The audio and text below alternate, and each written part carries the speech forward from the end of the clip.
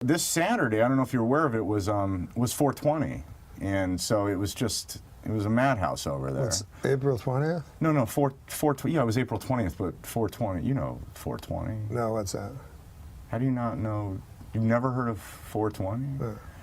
Well, it's a big deal. I mean, it's real popular in the culture right now, and everybody's wearing 420 shirts, and you see 420 bumper stickers, and everyone's talking about it. 420 is a code term used primarily in North America that refers to the consumption of cannabis, and by extension, a way to identify oneself with cannabis subculture. Observances based on the number 420 include smoking cannabis around the time 4:20 p.m. as well as on the date April 20th. No, what date is that? What year? This was around 1970. No, this. Anyway, a widely discussed story says that a group of teenagers in San Rafael, California, used the term in connection to a fall 1971 plan to search for an abandoned cannabis crop that they had learned about. Huh? You know, dogs and humans love to run because it apparently gives them a natural high similar to that of marijuana, according to the University of Arizona. Wow.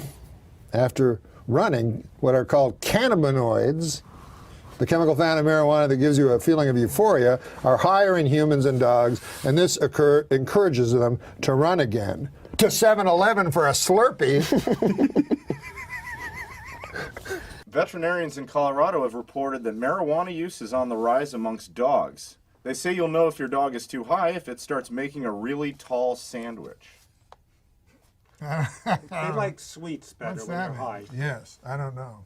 In England, a woman was arrested for throwing a birthday party for her 16-year-old son that included marijuana, alcohol, and strippers. Now she's got even bigger problems. What to do for his 17th birthday? Whatever. Oh, why not? Smells like a fucking pot dispensary in here. Oh, Norm, let's stay on track here. Let's stay on track. So it's been hard for me to get Chris, on. I feel like I'm getting. It's getting You normal. know what I'm saying? I'm making sense. It's not you, is it? No. No, I'm not going to. Let's move the show in a good order here. But you don't seem. You seem different. You know, okay, I'm going to go out. I'm going to go out of It's order. okay. It doesn't No. matter. It doesn't I'm going to matter. remember this. It's legal. It's legal. Okay, it has to do with what you just Medicinal did. Norm fucks marijuana with people. is legal. Here, the most painful thing in the world for me is, and I realize, and it's so true, one of the most, not physical pain, but just mental pain, is waiting to talk. And that's what I was doing out there. You know, you're outside there, they're talking, but you're waiting to talk. That's not all you were doing outside. It's legal. It's legal. It's legal. I almost don't want to admit this because it makes him look so bad. No, but he made me smoke pot, America. This is the truth. I don't believe in God, but my truth. My truth. Outside, he goes, "Come on, you'll smoke, you'll smoke, you'll smoke." I'm like, if you want me to smoke, I'll smoke. I didn't plan on it because I get chat. People that smoke pot more than you think, you're always fighting with them when you go, "I only smoke pot 4 times a week." You're just saying it casually. They're like, "You smoke more than that." Like, relax. What are you afraid? I'm not admitting I'm like you. 4 times a week seems like a lot to me. Does it really? A little. Look into my eyes. I'm serious. I'm very serious. No, I don't know who Bill Boggs is. The name sounds familiar.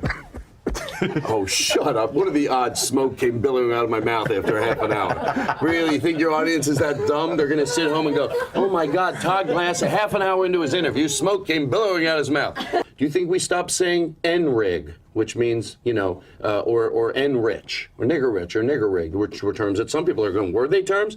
Because, well, it's a fine. Or do you think we just shouldn't use people? Or what they say when you, hey, people, stop with that joint there, you're getting spit on it. So, no, hold on a second. So most people would say that we stopped those things because it was egregious. Yes. I know what I'm saying. You know, I know. And so you have to say. I was trying to give you another example. My friend, he would get stoned and he'd go, "I thought of all these ideas and everything, you know, but I never write them down." So he goes, "I'm going to write them down. I'm going to have a little notebook and write down whatever I think is funny, you know." And so he said he woke up one day after getting really stoned, and on his pad he had written, "That's really funny." 420 was the birthday of Austrian-born German politician and the leader of the National Socialist German Workers' Party, a fellow went by the name of Adolf Hitler. But this guy, there's a picture of him. Adolf Hitler Very compelling kind of a figure. Odd-looking duck. But there's something about his eyes. Hypnotic. His eyes are almost entirely black. He was a decorated veteran of World War I. And he joined the war. Hold the fort. He hated Jews. I'm sick of these kind of characters. I think we should kill Hitler. Me and you, go suicide, kill him. Yeah, it was like died 50 years ago, probably. Did he? I didn't even know he was sick. He wasn't, well, no, that's fine. I wish I could find a Hitler of today and go kill him.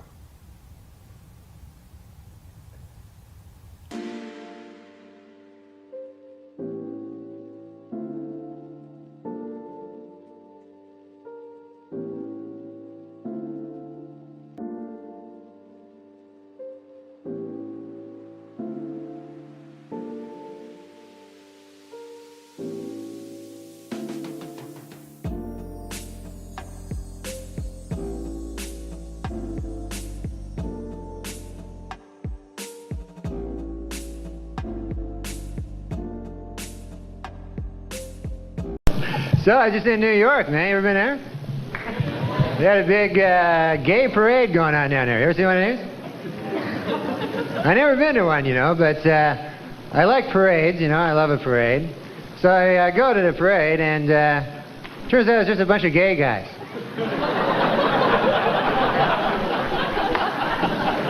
Hell of a parade that is, huh? Imagine that on the TV, you know, you got Willard Scott and Faith Daniels. Okay, here's a big parade here. Here we go. It's a bunch of gay guys. Look at there. And here comes some more gay guys there, and there's a bunch more gay guys there. Well, a hell of a parade this turned out to be here. But what are you going to do? I wish all gay guys come out of the closet so you know who's gay. Nobody cares. Everybody just lives together, you know. What I don't like is when you don't know. Everybody's suspecting you. You know, especially if you're a guy, you know, no matter who you are, if you're a guy, you know, your buddies are behind your back there, you know. Gee, I haven't seen Fred with a woman for a few days. Well, yeah, now you mention it. He asked me to go swimming with him. Oh, Fred's gay! Come on, let's go tell everybody. Fred's gay over there. What are you going to do, man? Actually, I was reading this book. They said every guy, at some point in his life, questions his sexuality. Like, wonders if maybe they're a big gay themselves, you know? Like, you ever have a moment like that where you wonder maybe you're gay? You know, like maybe you'd be watching the TV there, you know? Geez, that William Shatner's a pretty good-looking guy. Hey, wait a minute. I'm a guy now that I think about it here.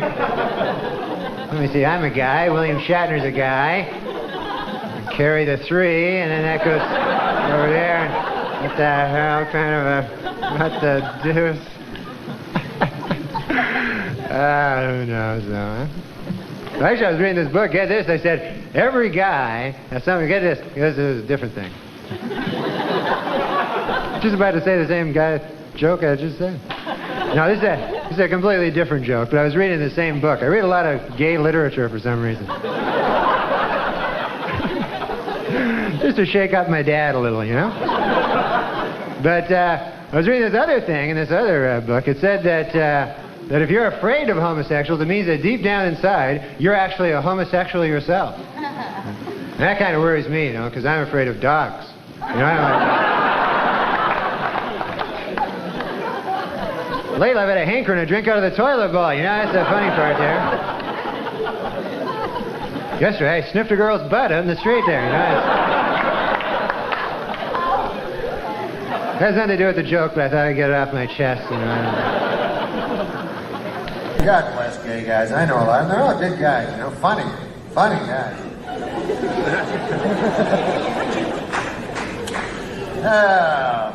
One time I saw, you ever see a gay pride parade? That's taking a little too far to me. Being proud or something like that. Because, that's just what you are, man. You're gay. How can you be proud of that? You know what I mean?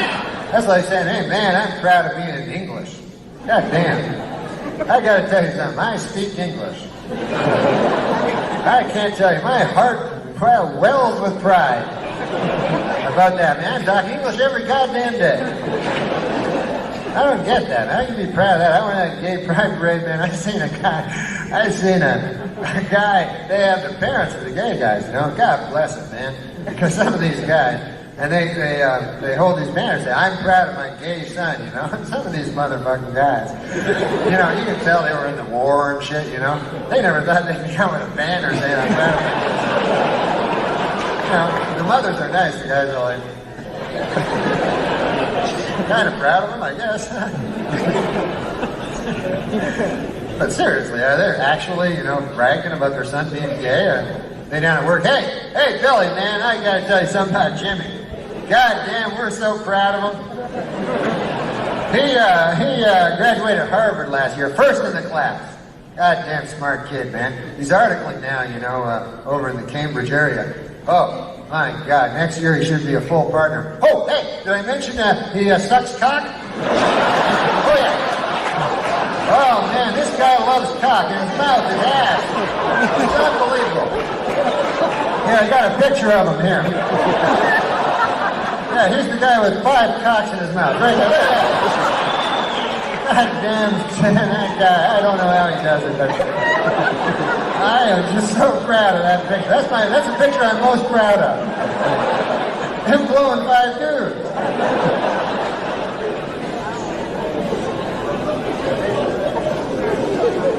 God bless gay guys. Wanna get da da da da da da da da da da da da da da da and get this fixed. Come just da da da da da da da da da da da da da da. Just touch my move to the groove now, baby.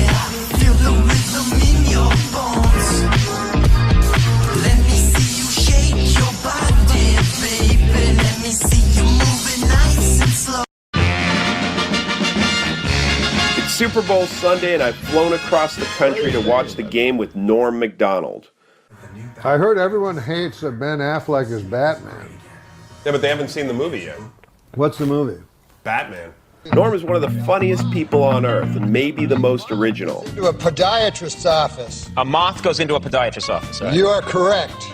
From his first TV appearance on Letterman, You know, look at Deadpan 0. I'm not kidding you there. his Saturday Night Live, his movies, and even most recently playing Colonel Sanders on Kentucky Fried Chicken commercials. It's finger licking good. He twists comedy in ways that don't seem possible. But one big news story: Twister is the big what do you call it? Movie, yeah. Twister's the big movie, and I got some news. Apparently now they're thinking about Oscars for the movie. Yeah. They're thinking of Best Actor for The Wind.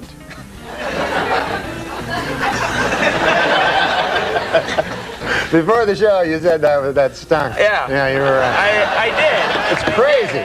They showed me. Come and sit. The football game is about to begin. I show up during the pregame. Some celebrities crave attention or surround themselves with handlers. Not Norm.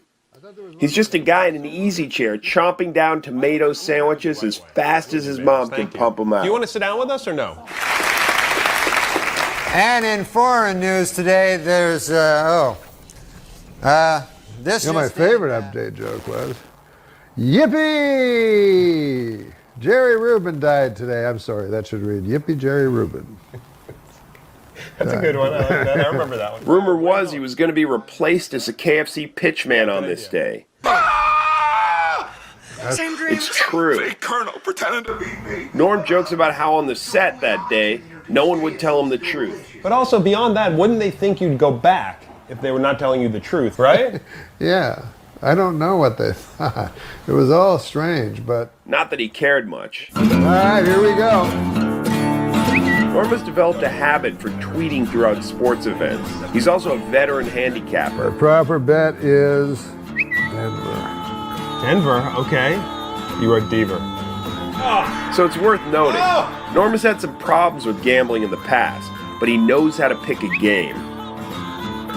The problem comes when he starts picking every game. Well, I remember when I was hosting Saturday Night Live, I had every hockey under There's like 14 games. When they say, oh, just gamble what you can afford, well, then there's no gamble to it. You know what I mean? What's the gamble? Yeah. We talk football. Then we move to Russian literature, a genuine passion of his. But Gogol was an ultra-realist. Fact is, Norm can have a conversation about almost anything. Put a knife in and twist it around your brain. So were the Yoko songs those experimental weird things? Now we're at a point where there's 1,011,30 guys. God damn, there's the interception. We talk about his career, but it's not to boast. Norm rarely boasts. It was so hard because I had to act in it, you know what I mean? And I can't act, so that was... Norm is not just good, he's the best. I didn't steal them, I paid $1.50 for these. He's unlike virtually anyone I've ever heard tell a joke. He tells winding stories that seem to die. Then he keeps going and they spring to life, like a 13-minute John Coltrane solo. And then this hellish facade once How long a drive was this? We head over to his other condo to watch the game with his son. Ah, what are you doing? Just like before, Norm sits down, opens his laptop, and we watch football. Oh, no, that's going to look bad for Cam. You got that hit out because it takes too long.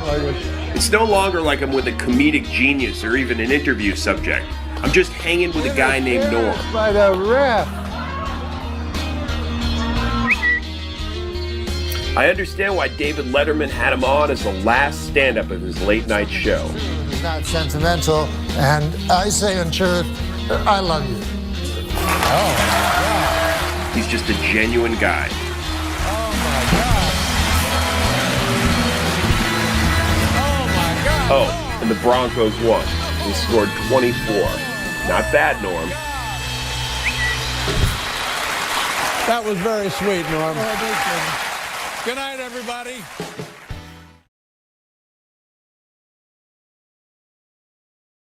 Wanna get da da da da da da da da da da da da da da da and get this fixed. Come just da da da da da da da da da da da da da. Just touch my lips.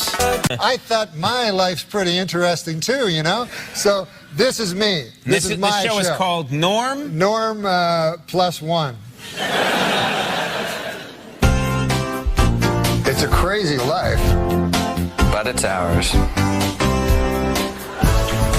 Hey, don't you gotta go to school or something? Yeah. Do you have homework? Did you do your homework? Yeah. They give you homework there? Yep. Do you want to hear a joke? Yeah, of course. Well, a frog. You know how you talk about outlandish. How about this? A frog goes into a bank to get a loan. Imagine. So the frog goes up to the lady and she has a little name tag on, as they do. It says Whack. So her name is Mrs. Whack. Mm-hmm. So can I get a loan? Well, I don't know. You're a frog. Well, I want a loan. Well, what's your name? Kermit. You're not Kermit the Frog. No, no, no. I was named after him. The name's Kermit Jagger. My father's Mick Jagger, and my mother's a frog. He fucked a frog. and I'm his offspring. You see? Well, anyways, I want a loan for a lily pad. Well, you can't, I don't know if you can have one. Do you have any collateral? Well, I have this. The frog pulls out a little shiny pink elephant, you know, and a little shiny pink elephant. This is my collateral. So Mrs. Whack looks at it, and her name's Patty. I don't think this is much collateral, you know, but I'll talk to the bank manager about it, you know. There's a frog out there, Kermit Jagger, gave me this damn thing. Did you know, have any idea what this is? The bank manager says, let me see now. What is this? This is a knick-knack, Patty Whack. Give the frog a loan. His old man's a rolling stone. So much involved. A lot of moving parts. Yeah, a lot of. It all came together there. When we return, David Spade will be with us. Do this one now. That's great. Accomplished comedian. What is accomplished? Did you write this one? This is not against it. Accomplished. This is not against anybody. Accomplished comedian Sinbad has announced he's filing for bankruptcy for the second time. The second time. Oh God, it's so retarded. Sounds like things have gone from Sinbad to sin worse. Okay. But Canada, you know. Canada, but you're anyways, the guys from America were unbelievable, and it was you, and it was Leno, and Leno like was at the peak. Jay Leno. My dad would call him Jay Leno. Leno. Is that the one where Sinbad was on? Oh yeah, he always wants to tell me stories, me to tell stories about Sinbad. But I love Sinbad.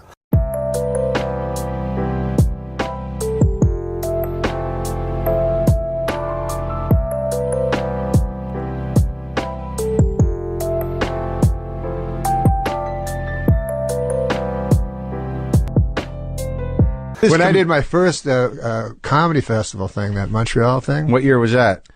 Fuck, I don't know. Like 87? Yeah, I don't know dates. Yeah. But it was around there. And how long had you been doing comedy at that point? 6 months. Really? Yeah, but it was Canada, so we got a home so that was like court thing. In American years, that's 4 years? No, I'm saying because the Montreal Comedy Festival was in Canada, we had a quota to fill. You know, I would never have gotten on it if I was in the States.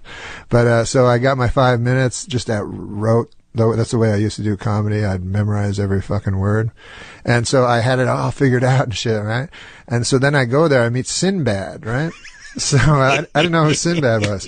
And he goes, and he's completely relaxed. I'm all thinking about my some sort of one-piece outfit. He did. His hair matched his shirt. Yeah. And they were both orange. Yeah. So then he said, he was just so relaxed, and he said, hey, let's go. I got to get some socks. So we go to this fucking store, right?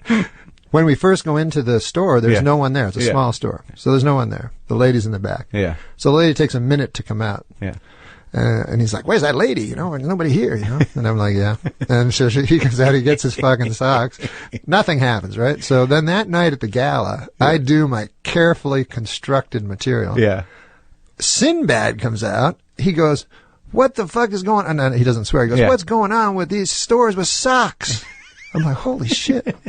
And then he's like, you go in the store and there's no one there. And then people are agreeing with him. I'm like, what? It didn't make none of it made any sense except that he destroyed and I didn't. That's when I realized that I was missing a whole bunch of stuff, because I guess at first you think you're good and stuff like that. No, you are good, and I think that the fact is, really, if you were to look at it in another way, that if people are able to do an impersonation of you, that means you have a defined style. Whereas, like, I guarantee you there's not a lot of people that can do Sinbad, though you did just do a pretty good one. I was trying to do it as unracist as possible. Norm used to do a lot of jokes about that, going back in time to kill Hitler. Yeah, but he said, like, he just thinks he would go back and he would be converted. He would just fall into the gaze of his dark black eyes. Dude, the people always fucking want to murder Hitler with their time machine, right? But then I feel if I got back there, I'd be afraid of falling under the spell of his fucking beautiful eyes. It's true. You want oratory, and then you locked in the gaze. Yeah, and then I join the fucking party. That's knowing his me. thing. He gives you his full attention. You're like, whoa, wait a minute, maybe there's something to this guy. No, but before you ask another... 420 is one of my favorite comedy clips. We came up with that on the way to the studio. It's we were just so like, good. I was like, dude, you know what I'm talking about? It's 420 on their podcast, him and Norm's podcast. We were, and Norm's like, look, he's like, 420. And he's like, you're saying it's about smoking weed. Yeah. So this is what they say. 420 is a code term used primarily in North America that refers to the consumption of cannabis and, by extension, a way to identify oneself with cannabis subculture. He goes to the Wikipedia and he's like, Oh, look at it! It was a statesman from Austria. Yeah, I remember. And then he starts reading about it. He starts reading about it. And then he's like, he did this. Odd-looking duck. Odd-looking duck, but he has black eyes. Yeah. And then he goes, "Oh, hold the fort. Hated Jews." And then you go, "Well, he's dead." He goes, "I didn't even know he was sick." It's so good, dude. Yeah. That's not what mine says. What does yours say? Mine says 420 was the birthday of Austrian-born German politician and the leader of the National Socialist German Workers' Party, a fellow went by the name of Adolf Hitler. But this guy, there's a picture of him. Adolf Hitler, very compelling kind of a figure. Odd-looking duck. But there's something about his eyes. Hypnotic. His eyes are almost entirely black. He was a decorated veteran of World War I. And he joined the war. Hold the fort. He hated Jews. How funny was it? The 9/11 Airlines. Oh my God! How'd you sit through this? How do you do this? 9/11 Airlines. He's like, hey, for the 9th consecutive year, Nick, JetBlue Airlines ranked first for satisfaction among all North American airlines. But you know what ranked least in satisfaction? 9/11 Airlines. What a terrible name for an airline. It reminds me of that tragedy. Oh, 9/11. Yeah, don't laugh at 9/11 again. I looked at. I was drudging through blood and bones in Manhattan to find my brother. It turns out he was in Northern Canada. 9/11 Airlines reminds me of that tragedy. You know what the #1 worst airline was? 9/11 Airlines. It reminds me of that tragedy. Dude. I tried to tell him not to laugh. Adam. I know. I walked through blood and bones in the streets of Manhattan trying to find my brother. Jesus. Yeah, he was in northern Canada.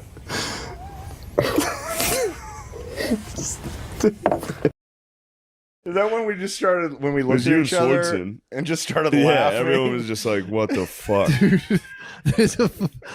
Were you in New York when the Twin Towers fell? No, I was in Los Angeles. Well, either way, it was a national tragedy. It was. Yeah, I know. 9/11.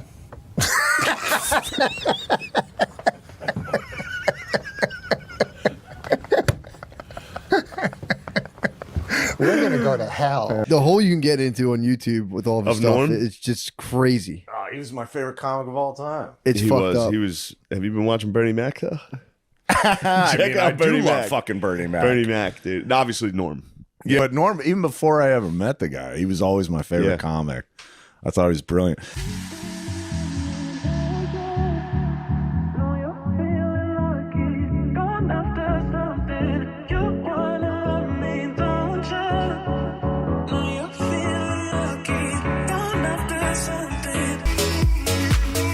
Do you want to hear my impression of the That's going to be you if you don't lose weight. You want to hear my impression of the 9/11 call from Johnny Carson? 911 call. Yeah, I'm sorry.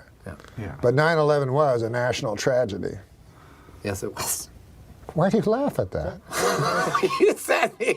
Johnny Carson died at 80 years old. Okay, Johnny Carson died at 80 years old. Would you like to hear my impression?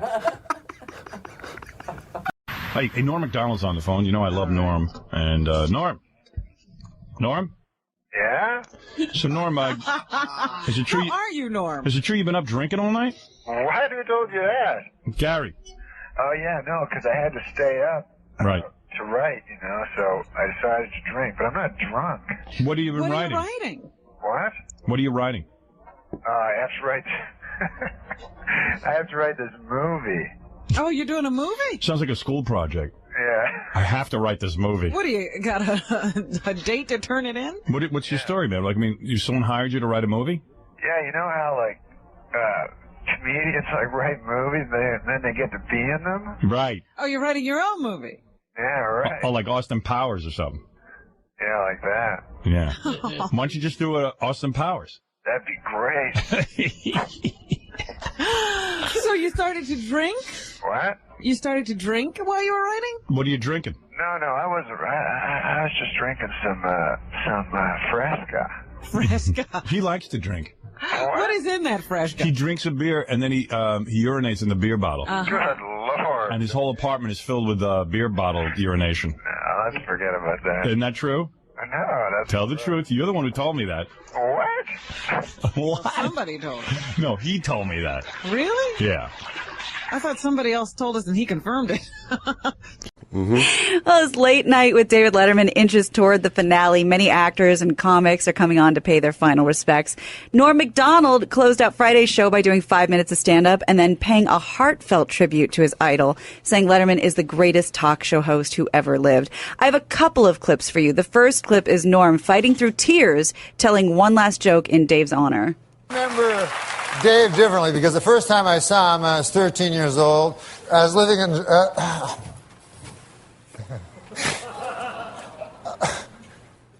I'm just thinking about all those interns Dave had I was sex living in with and Toronto, feeling Canada. bad for I them. went to a talk show they had there, and David Letterman was the stand-up comedian on the show, and I loved stand-up. And David Letterman did this joke that I told everybody this joke. I love this joke. It still stays with me as my favorite stand-up joke ever, so I'd like to do it for you if you'd like to hear it.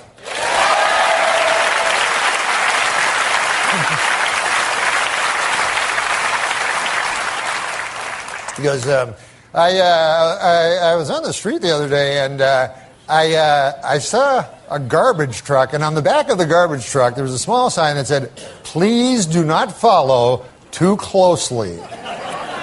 Another of life's simple pleasures ruined by a meddling bureaucracy, ladies and gentlemen.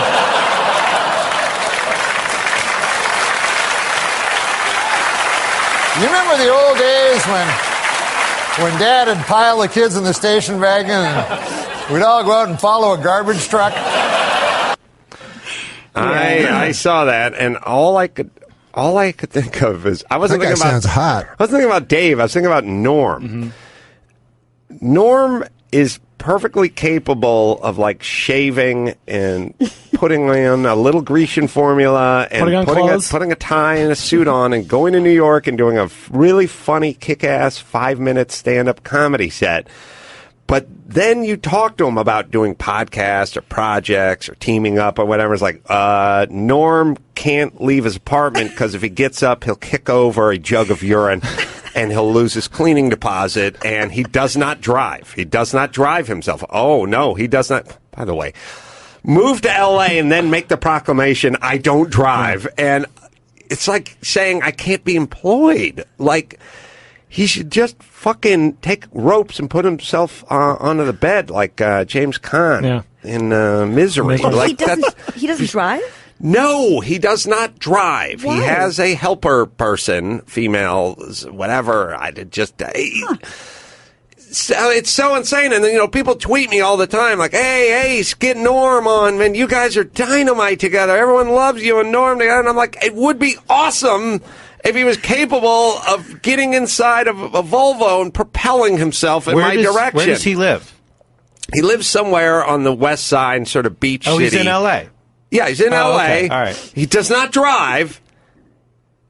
Well, that can be fixed. I agree. Are you taking his beautiful Dave Letterman moment and making it about the fact that you can't get him to do anything with That's you? That's exactly what's happening. Yeah. I just see the guy. I'm seeing it because he is so good when he wants to be amazing. good, and he puts himself together, and it's perfect. And then you see him, and he's got like a gray beard, and he's walking around with Kleenex boxes on for slippers, and it's like, look, just fucking learn, get your driver's license, and come on out. Yeah, join the rest of us. It's in society. Well, no, I feel like Norm's talent is being wasted in Norm's apartment instead of out with us. Which I believe now. See, I don't know anything about what Norm's doing. You catch him every now and then on a clip. You catch him. Maybe he calls in somewhere, and I've seen him there. He seems to tweet a lot now, though. He'll tweet. Guess what you can do from your living room. He'll watch an entire round of golf, the Masters. He'll tweet every shot. He'll go on long rants. Well, he showed up at the SNL thing. Yeah, I know. I mean, that's the whole thing. He's capable. He cleans himself up, he shaves, he puts on a suit, and he goes out and does a really funny stand-up set. And you wouldn't even need him to clean himself up or a suit. I'm wearing pajamas right now with slippers. I'm wearing fucking practically pajamas myself. I know. I just, all I'm saying is he is one of the funniest guys on the planet. Oh, it would so be funny. nice if he could, somebody just backhand him and yell, "Get hold of yourself." And then, give him a shot of vermouth or something and go, let's go. We're going down to fucking DMV. Maybe that's we're getting you. a license. I think I told him. That guy sounds hot. It's either that or Gilbert Godfrey. I can't remember. But I told one of them, I will teach you how to drive. But you don't need to. If in his position, he can get someone to drive him places. Oh, there's Uber. I love Uber. Oh, you hate Uber? No, I love it. I just can't. It's impossible. The answer, yes, is you could get someone to do it. Has he never Maybe driven? he just has a social phobia that only goes away when he goes to New York for major television farewells and finales. Was there a driving-related trauma? I don't want to belabor this, but I'm fascinated. No, there are many people that they're allowed to just announce to the world that they're nuts, essentially. And then they can do whatever idiosyncratic behavior they like, and then everyone just sort of covers for them. They go, Gilbert Godfrey or Norm or whoever, everyone goes, oh, well, they don't drive. But no one ever goes, why the fuck not? I've been driving since I was 15 and a half. It's That's no like big deal. Bill Cosby doesn't have sex with women who are awake. That was his thing. That's his thing. He announced how it. it is. Maybe he That's the should have announced it. He should have. Yeah, we've been forgiving.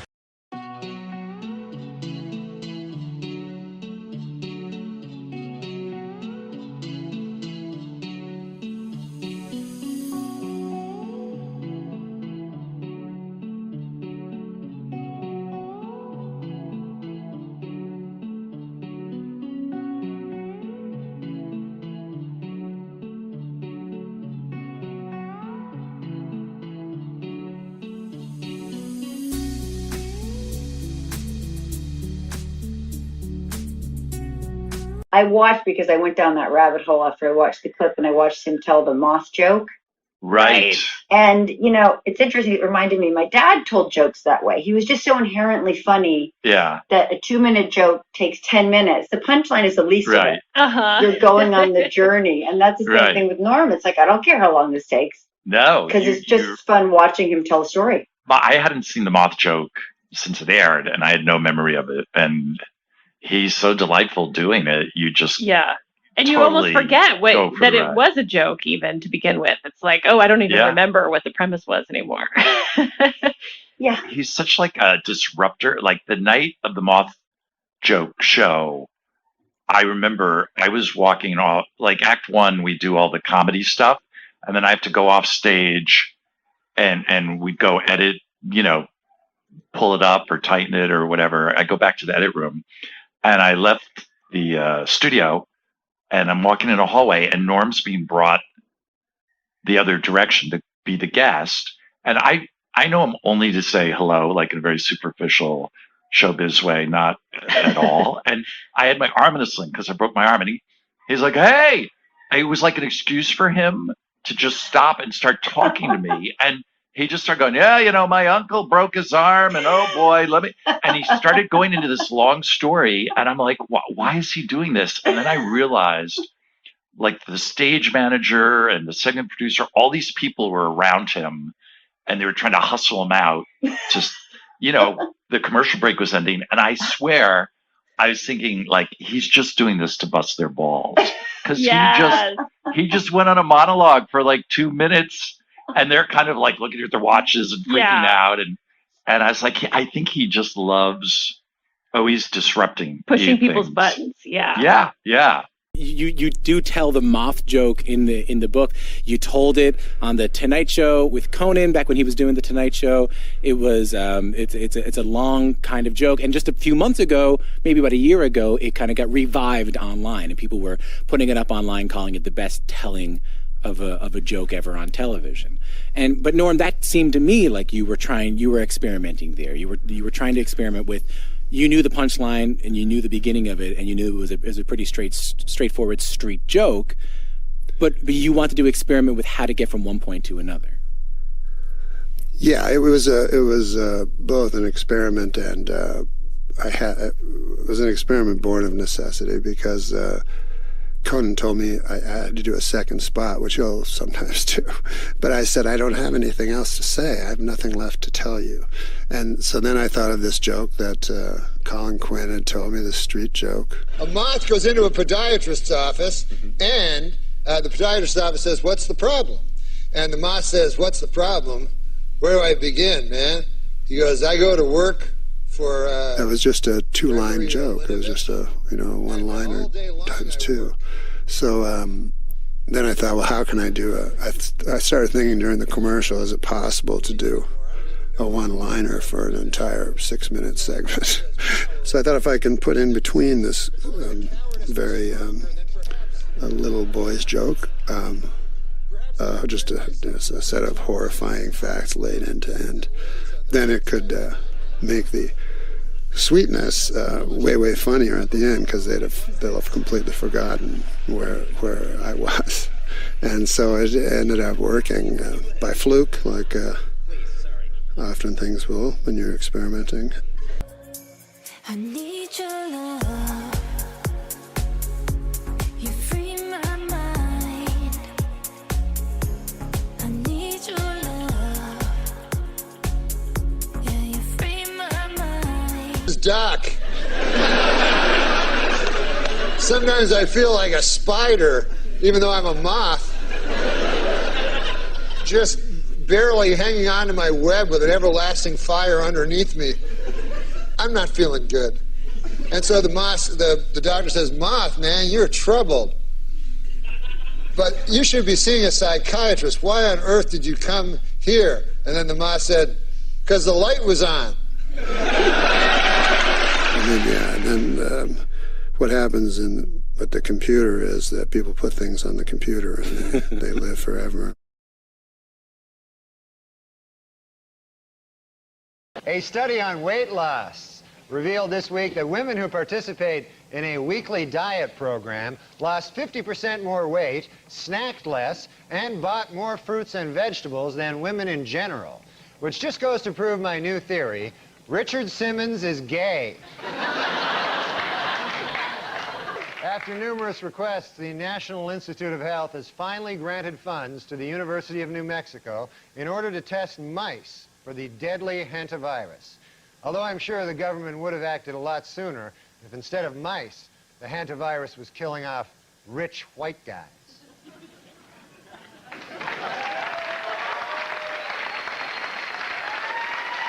An outbreak of the deadly canine parvovirus has led to the local Humane Society killing many of its dogs. Gee, I wonder if the Humane Society would kill off victims of canine parvo if instead of dogs, they were rich old white guys. Increased hunting will be necessary to control the state's black bear population. Gee, I wonder if hunting would be the answer if instead of overpopulation of black bears, there were an overpopulation of rich old white men. Yeah. According to the EPA, it will cost an estimated $295 million to clean up toxic waste at the former Lockheed Martin military aircraft plant in California. The cause of the toxic waste? You guessed it, Frank Stallone. In Princess Anne, Maryland, state health officials have discovered what caused the mysterious death of 200,000 fish at a Somerset County fish farm. The culprit? You guessed it, Frank Stallone. In economic news, unemployment figures rose slightly for the month of October, with declines in the Dow Jones and NASDAQ. The reason for the sudden downturn? You guessed it, Frank Stallone.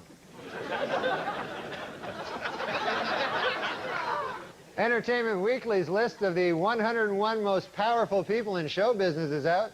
At number 1, Fox CEO Robert Murdoch. And at number 2, you guessed it, Frank Stallone. And finally, the #1 selling doll this Christmas is Tickle Me Elmo. And the least popular selling doll, you guessed it, Tickle Me Frank Stallone. And the British Sunday Times is reporting that Belgian doctors have accidentally cloned a human being. The human being, you guessed it, Frank Stallone.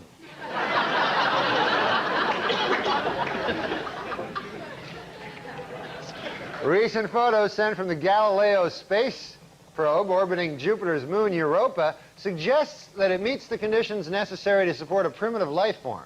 Just what kind of life form? You guessed it, Frank Stallone. And finally, the votes are in. And Entertainment Weekly has chosen its funniest man alive. And who is the funniest man alive? You guessed it, Frank Stallone.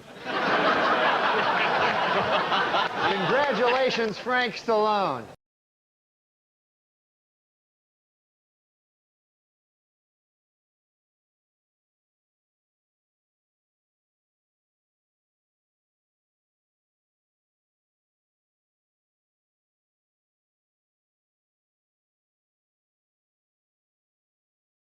Across the Great Plains, harsh weather and hungry boll weevils are the cause of one of the worst cotton harvests in years.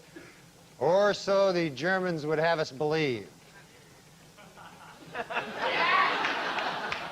Last Sunday's National Hockey League game between the Buffalo Sabres and the Tampa Bay Lightning was postponed due to record snowfall in Buffalo. Or so the Germans would have us believe.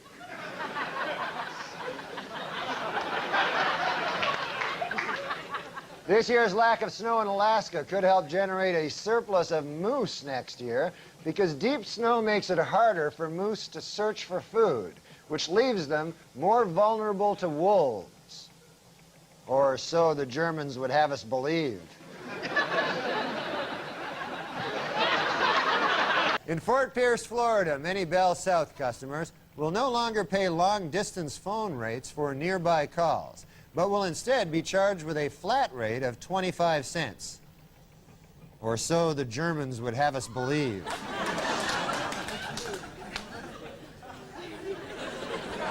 In Little Rock, Arkansas, a consumer group is proceeding with a petition drive to get a proposal on the November ballot that would exempt food from state sales tax. Or so the Germans would have us believe.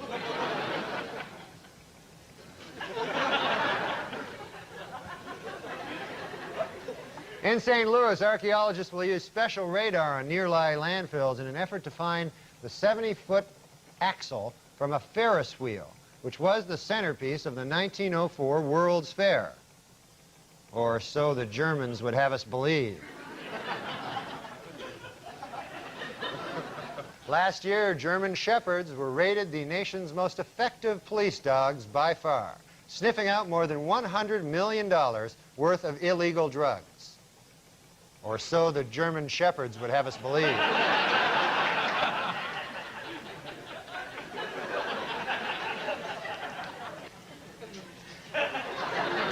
little technical glitch of some sort there. Well, David Hasselhoff is a huge rock star in Germany, where his latest album sold 5 million copies this week, which once again proves my theory: Germans love David Hasselhoff. Well, David Hasselhoff is a huge star in Germany, where his series Baywatch celebrated its 100th straight week as the nation's top TV show, which once again proves my old theory: Germans love David Hasselhoff. Well, David Hasselhoff is a huge star in Germany, where his syndicated series Knight Rider places a consistent second behind Baywatch in the ratings, which once again proves my old theory: Germans love David Hasselhoff. Helmut Kohl was elected to his 4th term as Germany's chancellor this week. Experts say Mr. Kohl's success was guaranteed after he won the backing of singing sensation David Hasselhoff. Which once again proves my old theory: Germans love David Hasselhoff. The cast of Baywatch made a special appearance at Disney World in Florida, where they were mobbed by adoring fans, which proves my new theory: German tourists love David Hasselhoff. Fergie, the Duchess of York, turned down a guest appearance on the hit show Baywatch. Now, my research has uncovered that Fergie is actually British, not German, which, while not proving, certainly does nothing to disprove my time-tested theory: Germans love David Hasselhoff. Finally, reports out of Germany continue to indicate that David Hasselhoff is a major recording star in that country, where his concerts routinely sell out and his albums turn platinum, which once again proves my old theory: Germans love David Hasselhoff. Germans love me. Which once again proves my theory: Germans love David Hasselhoff.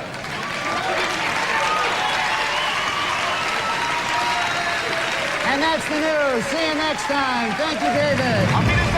Yeah. How's the family? How's everything going? Ah, great, man. Couldn't be better. Life is fantastic. Yeah. I like life, man. You do, really? Oh, my God. People that complain about it. First of all, you're lucky enough to be alive when you think about it. You know what I'm saying? Your mother had to have sex with your father.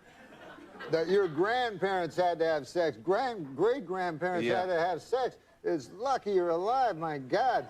It's amazing. And I'm so happy every day that I'm alive be. because it's just a fluke. There's so many more people that never got to be alive. You know? And, that's an interesting point. I guess you're right.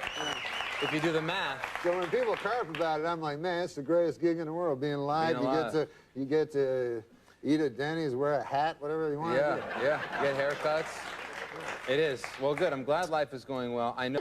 Now, I've never asked you this before, and we've been good friends for many years. Ah. Okay, I made that up. But no. We haven't? No, we're friends. We're good friends. But I don't know what your... MacDonald, is that Irish? Is that Scottish? What's your ethnic background? My ethnic background is Polish.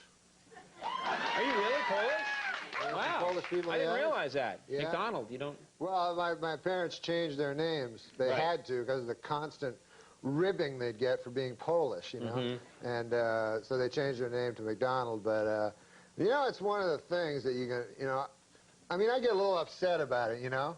Because, you know, all the Polish jokes and stuff. stuff. You can't make jokes about other people, but for some reason you make jokes about Polish people, you know? Right. I don't like it. Right. You shouldn't. That sounds bad, yeah. I mean, I had an experience, you know. I go in and I order a Polish sausage, you know, from this guy, you know. And so the guy says to me, you must be Polish. And I said, come on, man. I mean, come on. Think about it, what you're saying. You know, I'm trying to knock some sense into this fellow's head, maybe give him a wider world view, you know? Sure, yeah. I said, you think because I order a Polish sausage, I'm Polish. I said, what if somebody came in here and ordered French toast? Would you think he was French, you know? Right. I mean, what if somebody came in here and ordered a Belgian waffle? Would you consider that guy a Belgian, you know? I mean, if a guy came in and ordered a German bratwurst, would you consider that fellow to be a German fella? Right.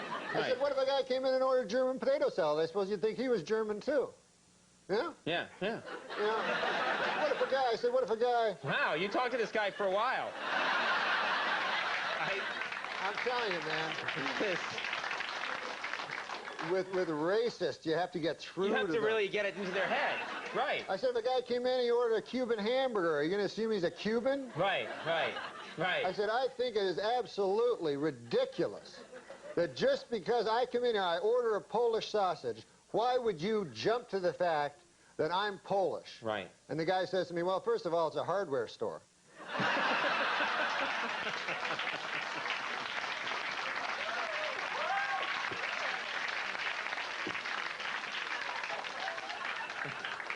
And you hate Polish jokes, don't you? You just hate them. No, I think they're disgusting.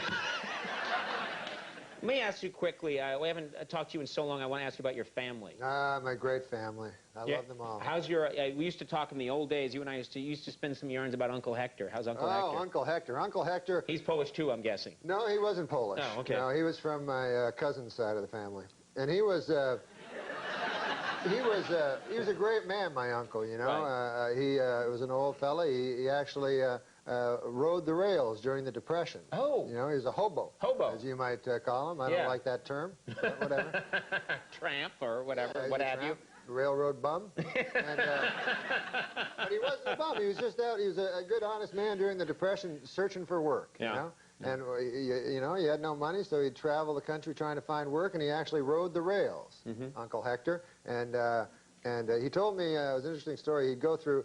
This was in Canada, and there's a town called Kitchener in Canada, and the railroad cops were tough, boy. They were tougher than real cops. You know, they had a law of their own. The railroad cops. I feel like I should be tucked into bed listening to you. Anyway, a law of their own, those railroad cops. But there was not a railroad cop tougher than Kitchener Leslie. Oh boy, he was well known. He was well known for beating hobos to death. Really? Oh, He'd yeah. find a hobo on his train, he'd beat him to death. Beat him to death. And so what the railroad bums would all do is, as Kitchener approached, of course, oh, hey, Norm, how you doing? So, wow, such focus on these stories. that wasn't a mirror, that was another guy. Okay, oh, there's a guy named Norm. Yeah. So the railroad bums would all hop off before they got to Kitchener to avoid being beaten to death by Kitchener Leslie. Yeah. Anyways, my Uncle Hector, a good man, you know, and he walked into a mine one day. This is a story for that I think the young people could learn from. Don't go mine hopping, kids. During the height of the Depression, where there was absolutely no work, my Uncle Hector walked into I won't say the name of the mining company. It was McIntyre Mine, and he walked in. He had his lunchbox with him and his work boots, and he said, "Sir," he said, "I want a job." And they said, "We have no jobs." He said, "Well, 500 people work here at McIntyre Mine." He goes, "I don't think there are 500 men here better than I." He says, "As a matter of fact, I don't think there are 200 men better than I." He says, I think you'd be strapped to find 100 men better than I." And by golly, he got the job. What do you think of that? That's a great story. Now, I'm sensing there's more. Now back to Kitchener Leslie. Yeah. The most dreaded. No. Uncle Hector. What? No, you want to talk about Sorry, I'm Uncle trying to help you out. No, Uncle Hector. Dad, where's this story going? Uncle Hector worked in a mine, and it's a hellish job, the mine, as you well know. You know, darkness, you know. It's dank. It's dank. Yeah. It's coaly. It's a lot of. What? Well, you're in a coal mine. It's not coaly. It's coal-ridden. It's coal-infested. It's not coaly. It's coal-infested. So he worked in the mine, and by God, he worked hard. And after a week of working hard, he said to the shift manager, he said, He said, "By golly, I'd like to have a lady. I work hard, and where would I find a lady here in town?" Well, they said to Uncle Hector, they says, we have sex with animals here. By God, says Uncle Hector, I'm not going to do that. I'm a normal fella. Well, then be to your own devices then. So, be to your own devices? Yeah. Wow. Uncle Hector continued working in the mine. He worked hard, and he worked long, and he worked for a low wage. But he was a man. And Uncle Hector, after a couple of weeks passed, he started to get a little itch, you know, as you and I say. Right. You know, Right. When we're thinking about the ladies, yeah. And but he kept it under control. He went again, and he said, "Are you sure there's no ladies here?" "No, we have sex with animals." Ah, my God. 6 months passed, and Uncle Hector couldn't take it any longer, he told me. Right. He said, "By God, I just had to, I'm just a man, I'm weak, you know, I'm not a saint, you know, and I was born in sin, I suppose, and I couldn't resist. I just needed it." So he said he walked by a pasture, and there was a pig. Oh, God. Yeah. That's terrible. Yeah, it's terrible. And so Uncle Hector said, well, he said, I walked up and I began having sex with a pig. And he said, all of a sudden, he saw all the miners like around him, you know, looking at him. They go, "Uncle Hector, what the hell are you doing over there?" And Uncle Hector's like indignant. He's like, "What? Well, you're the guys that told me that you have sex with animals." They're like, "Uncle Hector, you damn fool. That's Kitchener Leslie's girlfriend."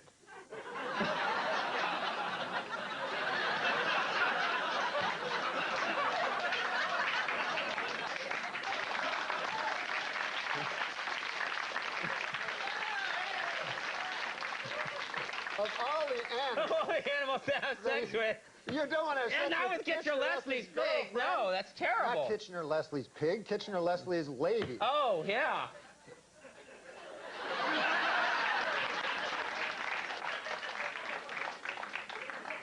You tell quite a yarn, man. Well, I had shorter ones, but...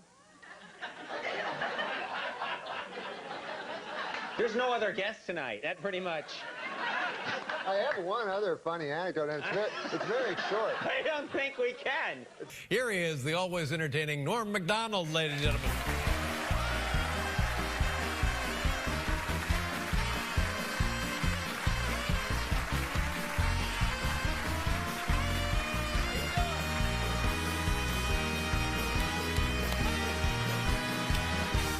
Yeah. I saw that show today, Norm. Very funny. What show? The TV show? Yeah, your TV show. Yeah, congratulations. And by the way, you look very youthful. And how come we haven't seen you in 2 years? Oh, how come I haven't been here in 2 years? Yeah. Oh, man, I've been busy. I got a kid, you know. I know. How old? Well, you got a kid? Yeah, I do. How old's Harry? He's 7. Yeah, man, they grow up so slow. You know, it's barely discernible. Isn't it? Yes, how old is your son? He's 18. They get far less cute. Yeah. They're not as cute when they're out on the lawn punching you in the chest. Yeah. Well, anyway, it's good to have you here. Oh, it's good to be here, and, man. in addition to the new show, the Norm MacDonald Sports Show, you have like your was it your first stand-up special? Yes, I did a Comedy Central special. Great. One of 40 they did this year on Comedy Central. And but it was fun. But I got a weird time. They showed it at 11:30 and on Saturday, and it turned out that was during this thing called Earth Hour. I think some people know what it is. Yeah. On Earth Hour, you have to turn off your electricity. So, wow. That's horrible. And as you know, and as I know, and as they apparently know, TVs are powered by electricity. So, and furthermore, my key demographic is damn dirty hippies. Yeah.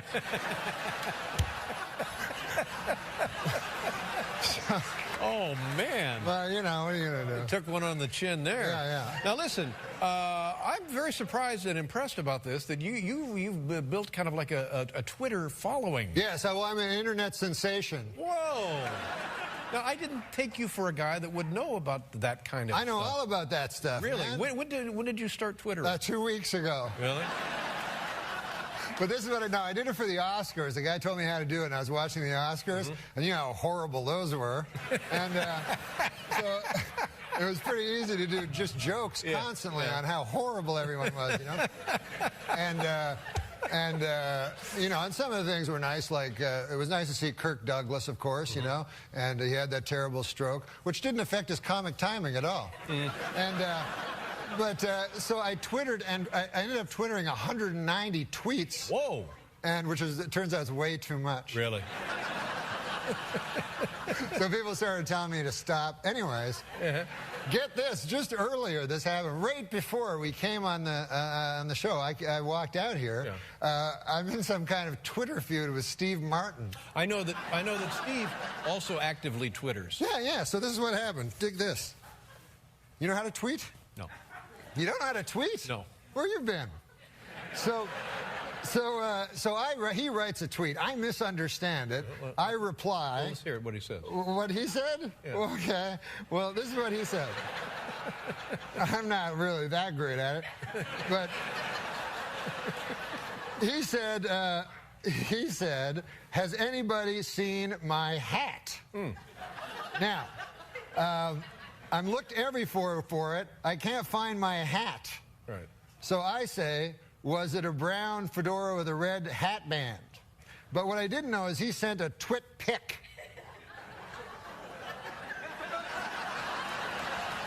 Stop right there. Let me just say, if this is an example of Twitter communication, it's invaluable.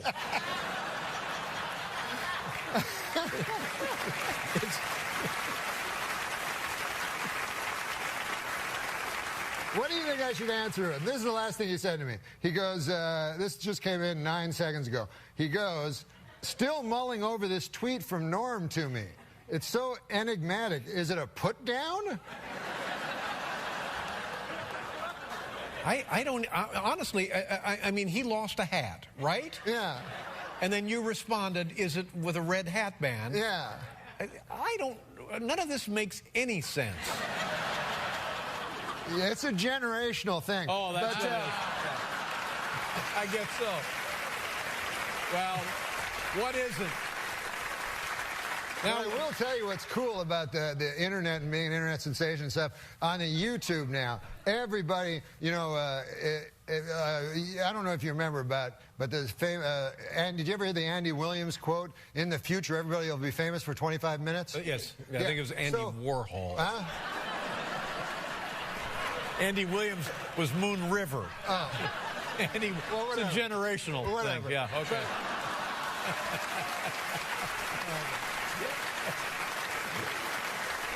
But here's the thing. Like, for instance, have you ever heard of Harrison Schmitt? No. Okay. He walked on the moon. I didn't know that. Right.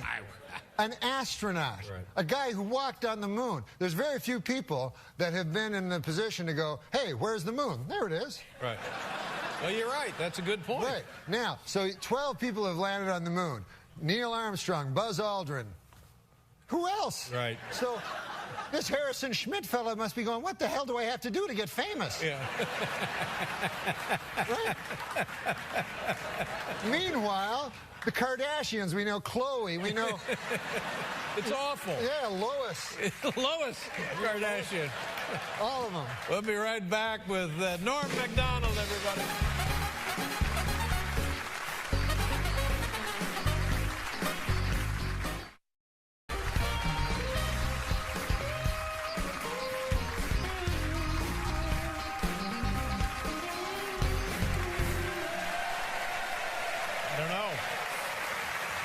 You can tweet Steve Martin. Can you tweet him right now? I can tweet him, yeah. Or just tell him that I said hi. Oh, okay. Yeah. And that you're on the show and we're talking about him. And okay, awesome. I said hi. Awesome. And add this. I'm sorry about the hat.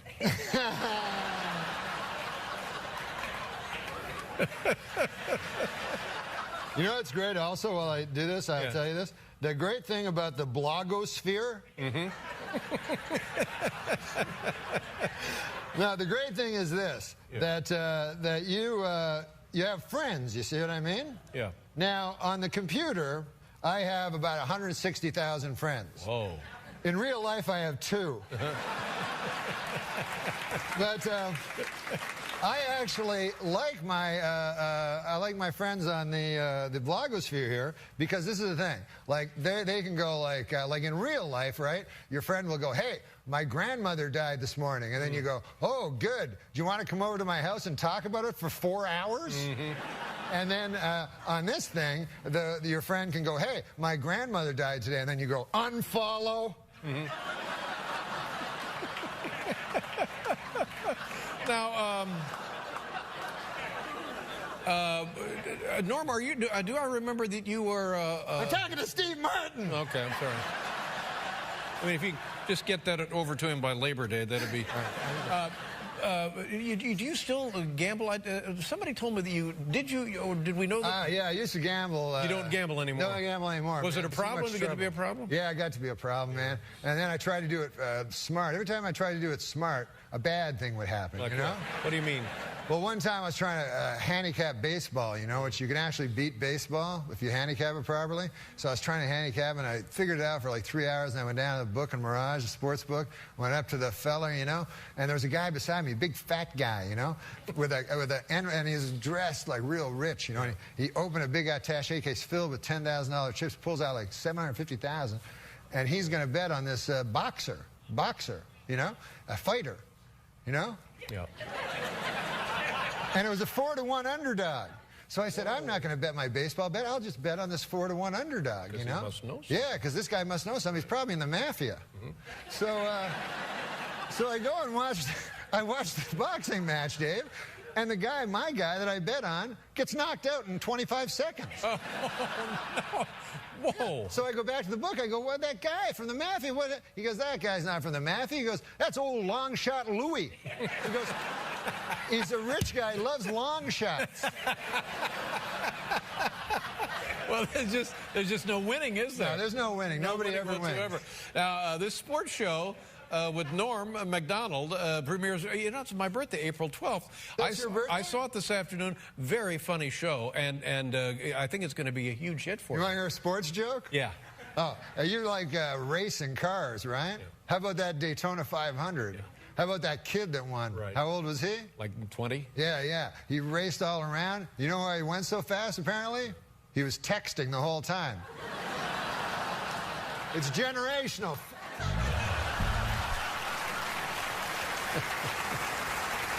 The show premieres April 12th on Comedy Central.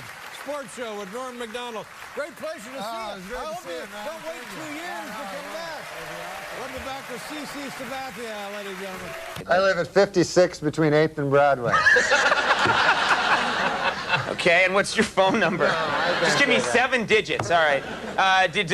What? Your neighbors nice people? The people that live around you? Great people. Every day I meet somebody new. You know, this city's great because of the neighborly people. You know. I don't know. But I did meet one neighbor. Interesting story. You know, that this guy just moved in. You know, next door to me. So I'm always one to meet the neighbors. You like to chat with the neighbors. Yeah, because you know. So I went over to the guy, knocked on the door next door to where I live, and I say to the guy, I said, "Hey, I'm your new neighbor, you know," and I said, "Good to see you, you know, nice to run into you, you know, welcome to the neighborhood, you know."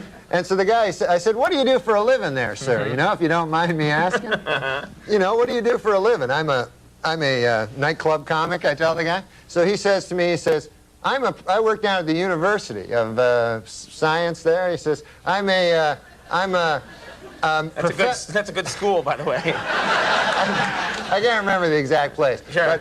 But he says, I'm a professor of logic. Oh. So he says to the guy, he says, logic. Now, what the hell is that? I never heard tell of that.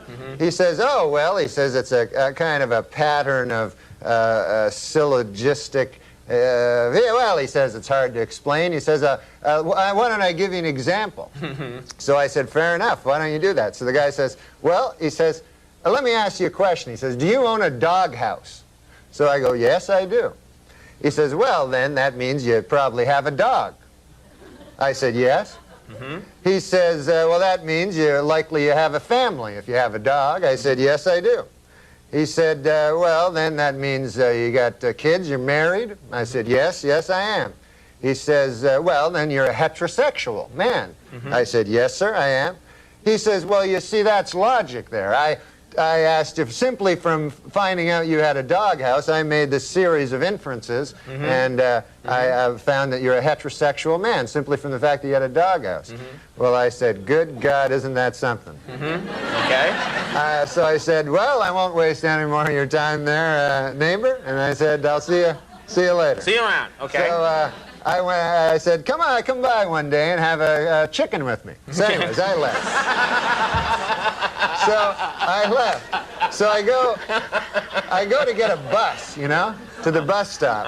And I walk down to the bus stop, and I'm still thinking about this thing that happened to me, you know. And I'm standing at the bus, and no bus coming at all, you know, and 5 or 6 of us standing around, and one guy lights up a cigarette there, and he goes, as soon as you light up a cigarette, the bus comes. And he smokes the whole damn cigarette, no bus comes. Right. So I said to the guy, well, that theory really worked, huh? And the guy goes, well, sometimes it works. Anyways, the guy goes, what's new with you?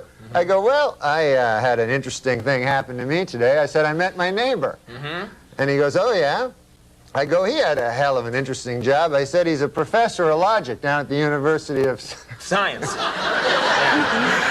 And so the guy says, is that so? He says, professor of logic. He goes, what the hell is that, logic? I said, well, it's a series of something or other. Right. I said, I can't remember exactly, but I said, I'll give you an example if you want to hear an example. So the guy goes, all right, fair enough. So I said, let me ask you this. I said, let me ask you a question. Do you own a doghouse? And the guy goes, no, I don't own a doghouse. So the guy says, oh yeah, you're one of them gays.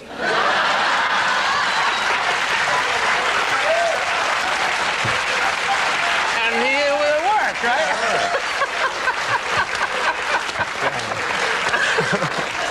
What great stuff you can learn at that it was nice. University of Science there. And then the guy, and then get this. Get this. There's more. This gay guy invites me to have a chicken at his place. That's some kind of euphemism. Watch out. All right. Saturday Night Live. It's one coming up on October 19th. You guys got Bill Pullman and New Edition. That's going to be a good show. That's going to be great. That's going to rock and roll. Oh. All right.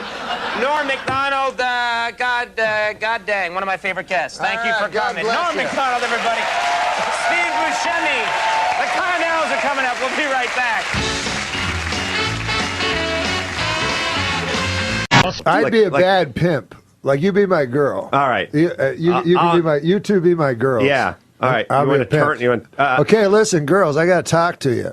Yeah. Okay? Hey, hey, Sir Magic Norm. Listen, I don't you guys have had attitude against me. Well, I just feel like you've been taking a lot of our money. A lot of you have not been paying me. What? Huh? You know I have the knife. I know you guys have never seen it. But I'm the ones that found you at the bus stop and let you sleep on my couch. Yeah, that wasn't much of an upgrade. Especially with your constant raping. Futon. Yeah. Listen, I've had a good night of that was sleep. part of the deal. I thought that was the unspoken. But anyways, I want some of the money. Look, it doesn't have to be 90-10. I don't know. I understand the 90-10 was a little usurious on my part. But how about 50-50? You get to sleep here. Cheryl, what do you think? I don't think so. I don't know. I really the have cost a knife. of living for prostitutes I'm going starting to up. think you guys don't believe I have haven't the knife. seen your knife. But you've heard stories. Well, only from you. That I cut that girl? That's a true story. I wasn't making that up. I talked to Cindy. Oh, you know you've met Cindy? Yeah, she said she's you never. a liar. She said you never cut her. She's a liar. She got in a car accident. That's where the scar came from. Yeah, she said you talked about the knife all the time, but she never saw the knife. I could buy That's a what knife. she said you said to her. Yeah, I could buy a knife easy. I know people. Oh, well, now you got to buy a knife? I know people. Hold on. You said you had a knife. You have a knife, but it's in a catalog? I know people that could get me a knife illegally. Well, that that's couldn't like, even be traced. I'd stab but you. it's like me saying I have a swimming pool, but it's at someone else's condo. What, you used to be afraid of me. I'm not. Well, you don't even have a knife. You just said you could buy a knife. You used to be so afraid of me when I threatened you. You said you'd beat me with a car antenna, but you don't even have a car. You drive a Geo Metro. That's not a pimp car. You want to go to a bad guy? I thought you were badass. I've never hurt you. But listen, I've protected you from everybody. Stepfather beat me, and I've that's why protected you. Haven't I protected you? Except for the two times. Except for the 2 times. All right. And those guys were big. All right, but you promised to beat me, and that's why I was attracted to you, because of the history I have with my stepfather. I know. And the I get physical uncomfortable. abuse. I get uncomfortable, but I push you. Yeah, I don't treat you nice. You pulling lint off my sweater's not a push. I said the other night that your lasagna was undercooked. Yeah, I know, but so I gave you, and then that's because I gave you a middle piece.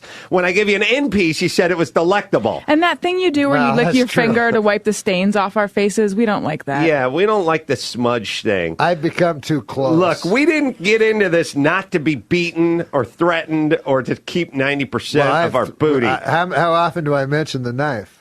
All right, and you reminding us to use condoms and to say thank you. Mm-hmm. And you telling us we don't have to do what we don't want to do? Yeah. It's not helping our business. Yeah. Well, you don't have to do any of this stuff. Listen, unless the guy's big, I'll protect you guys. If I can take the guy. Remember when you invited us I'm to not going to stay stab a with guy. your knife? I'm not going to stab. No, I'm not going to stab a guy. Well, you invited us to stay you know what I mean? at your.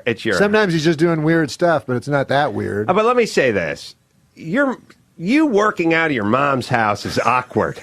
for both of us, okay? Yeah. And sure, she's a delight, and she makes a great And rum nobody's pudding. mentioned anything, right? This is a complete secret. Well, your mom, I mean, look, let's, first off, you wearing Dockers and flip-flops is no outfit for a pimp.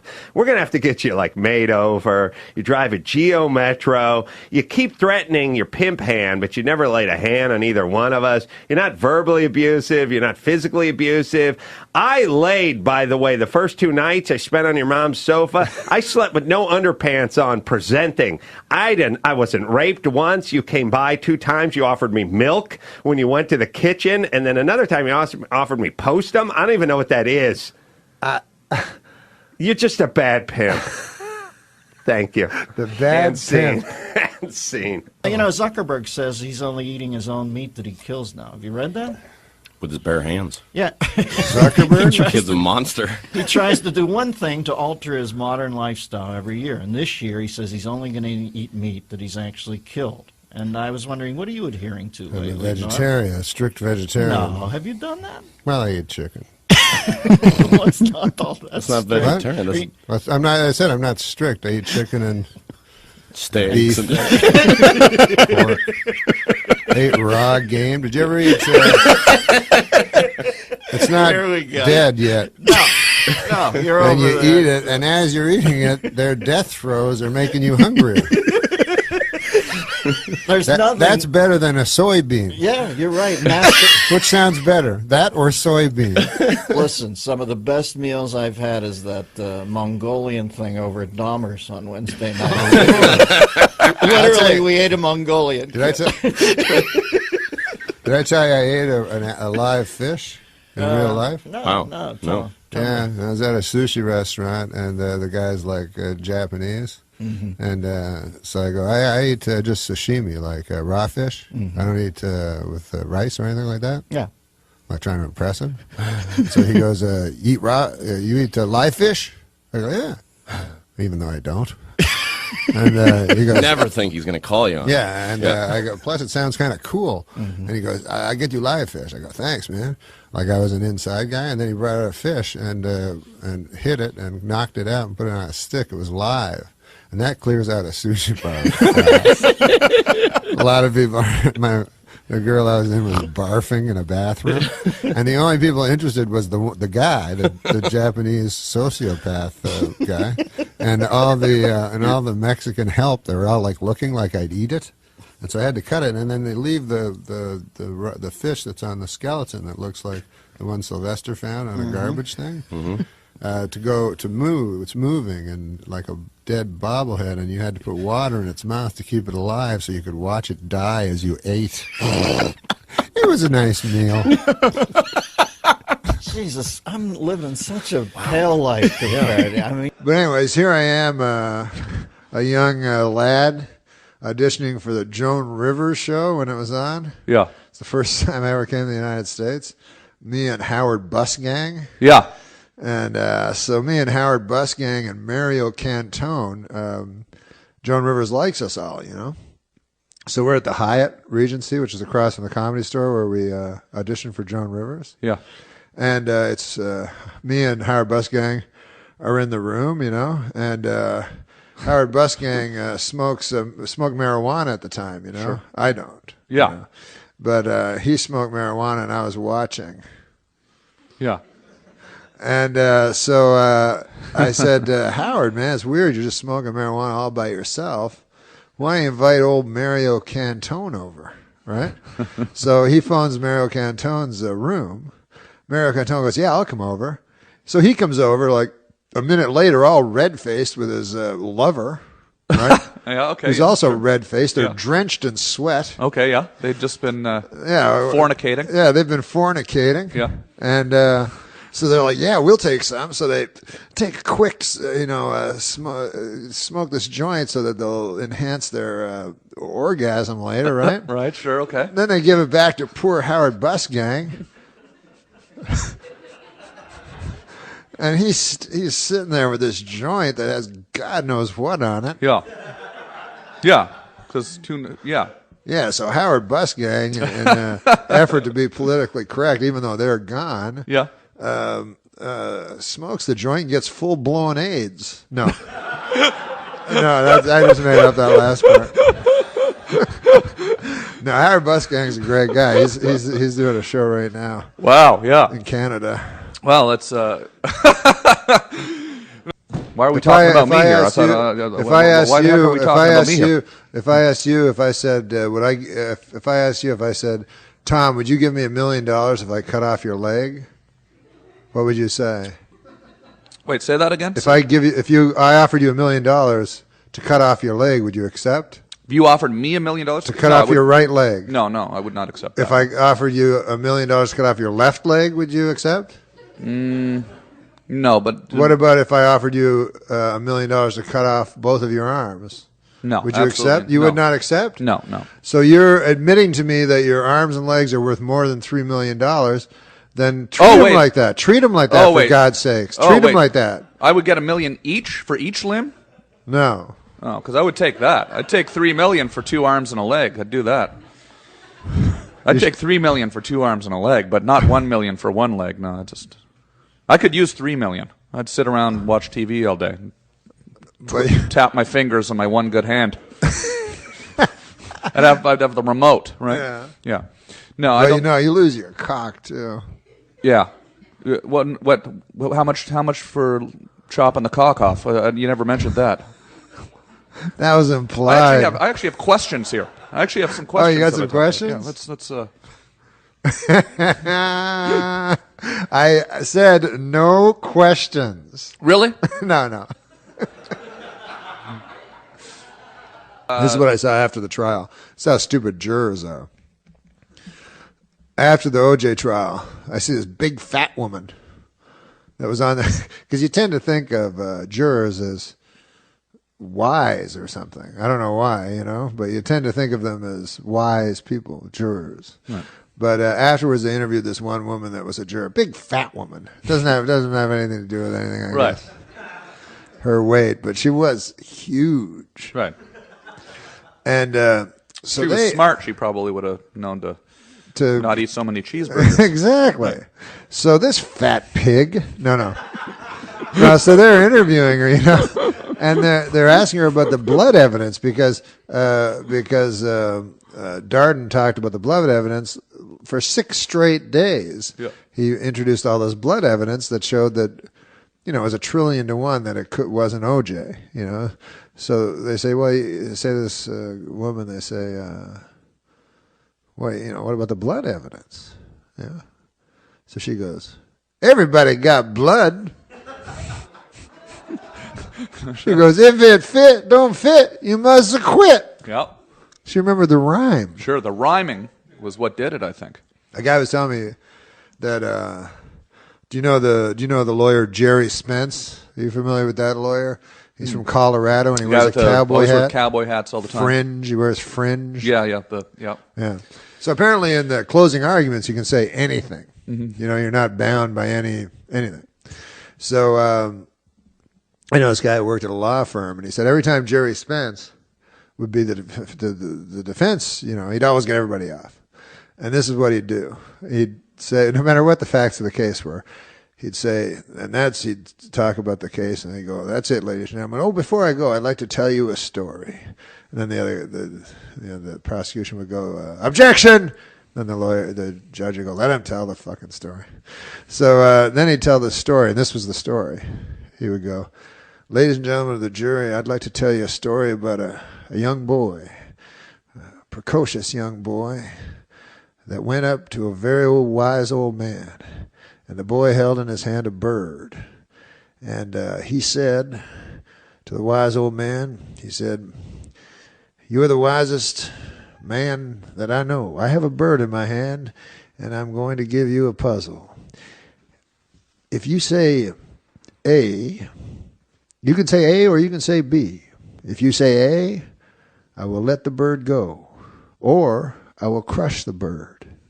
If you say B, I will let the bird go, or I will crush the bird. What do you say, old man? A or B? And the old man thought about it, and the old man looked at the boy, and he said, son, the bird is in your hands. ladies and gentlemen, the bird is in your hands. And he said, like 20 minutes later, they come back, innocent. Sort of like a multi-purpose closing comment. Yeah, it worked for everything. Works every time. Yeah. That's good. And so then It's the a woman formula. that drowned her 14 children should get off because of the bird story. Yeah. Oh, I was just telling that I love Arnold Schwarzenegger. You love Arnold Schwarzenegger? I can already see him turning the state around. And I thought it was very unfair when people said that he wasn't qualified for the office, because they said, because he's a movie star, an action hero, that shouldn't qualify him to be governor of California. But what they don't remember is, and maybe I'm wrong with this, but wasn't he at one point in his life Mr. Universe? That's right. Well, yeah. You bring up a cogent point. I mean, this is a tiny state on a globe in the Milky Way. Right. Right, just to, you see the big picture. Exactly, Ridiculous. You're a smart fella. You should think about running for office with that. Well, I do feel that one day I might do that. In all humility, I think that I might have some ideas, Really? Yeah. But I'm not ready yet. I think you have to prepare for these things. Yeah. So I started weightlifting. You're working out. You look good, I guess. Yeah, I got my abs. Yeah, are those abs? Are they supposed to stick out like that? I thought the abs went in. I didn't realize. So your abs are so powerful, they're actually coming forward. Wow, that's amazing. And they're hairy. Your hairy abs. Yeah, I don't want to see it. But I don't even know what I'm supposed to do when I get the abs, really. Do you just show them to people? Did you injure yourself? Did you? I worked out, man. I went to this trainer. He was a personal trainer. Yeah. And this guy, man, I don't know if you've ever lifted weights. You look like you have, Yeah. But, no, he looks like a strong guy. But I went there, and I'd never lifted weights, and I was new to it. And so the idea is you take the weight, you're like, ah, and you lift it up, and then you put it down. Right, yeah. And then right away, you lift it again.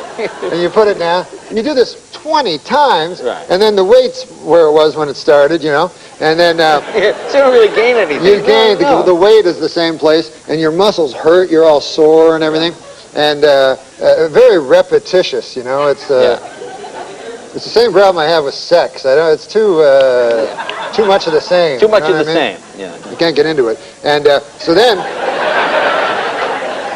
this character, my trainer, finally after 2 weeks of lifting these crazy amounts of weights, I go, geez, I think I finally, it's getting a little easier. He goes, I'll put more weight on it. I go, what? Then I'm like, it's the same thing again. Just a never-ending cycle. I know. Did you hurt It's not yourself? like Did you slip a like disc in or something? sex, if you finally figure that out, it's not like they bring a heavier lady in. Right. I guess that's true. Got a bigger girl? Look, we'll take a break. More with Norm right after this. Bringing a heavier lady. He anchors the Weekend Update on Saturday Night Live, and he has recently quit the nasty habit of smoking. Norm MacDonald. Norm!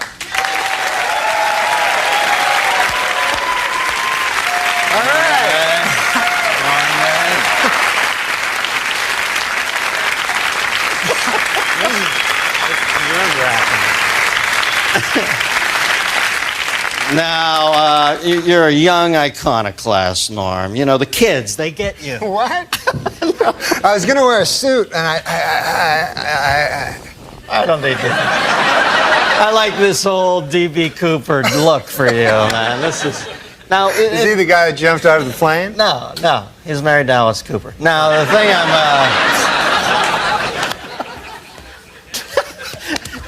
remember you wrote for my first talk show? Yeah, you gave me my first job. And I used to come in the room, and you and Drake Sather had no lights on. It was like some fucking Anton LaVey Satan cult in there. And you guys used to turn out the sickest jokes ever. And everybody was always smoking. Then I see you on Saturday Night Live during the opening credits. And one of the things I like about you is you're completely unfiltered on that show. You'll say anything. And I saw in the picture you had a cigarette in your mouth. I thought, this guy just doesn't give a shit. So I asked you to come on. I find out you pussed out on me and quit smoking. What is that all about? No, because it's bad for you.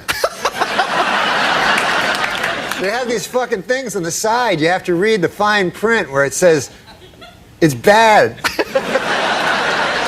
Now, when did you first start smoking? I started smoking when I was a kid, like when I was, I think I was like 14, and I thought, I'll look really cool like if I start smoking, because I didn't get along with anybody.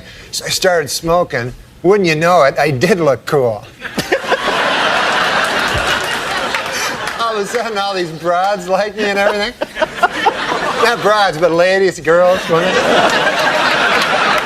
And it was hard though, man, because I was guilty about it all the time I smoked, because I always thought, I always knew it was bad for me, Like, even though some guys will say that it's good because their uncle lived long or something, he smoked, they'll go, hey, what about, that old guy, Bert Mustin, what about that guy, And then he just because he lived long, that doesn't mean anything, right? That's just one guy. You can't, just because Bert Mustin lived long, you're all of a sudden... You did your master's thesis on this, didn't you? Now, did people bother you a lot when you're smoking? Were people pissed off when... Yeah, people don't like when you smoke, they're bothered. Like, I gotta admit though, secondhand smoke is bad. Like, I don't like, when I smoked, I didn't like secondhand smoke. I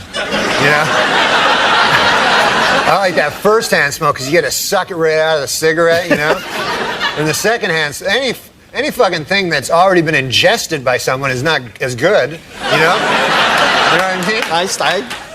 Like a pork sandwich is delicious, but after a digested pork sandwich, that's fucking shit.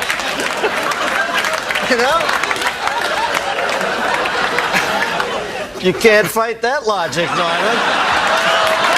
You cannot. Do you think advertising brings kids to smoking? There's a lot of fight with the Joe Camel thing. Do you think they really? Yeah, definitely they got it. Because the thing is this. The advertisers, they got to go after kids because they're not going to get adults.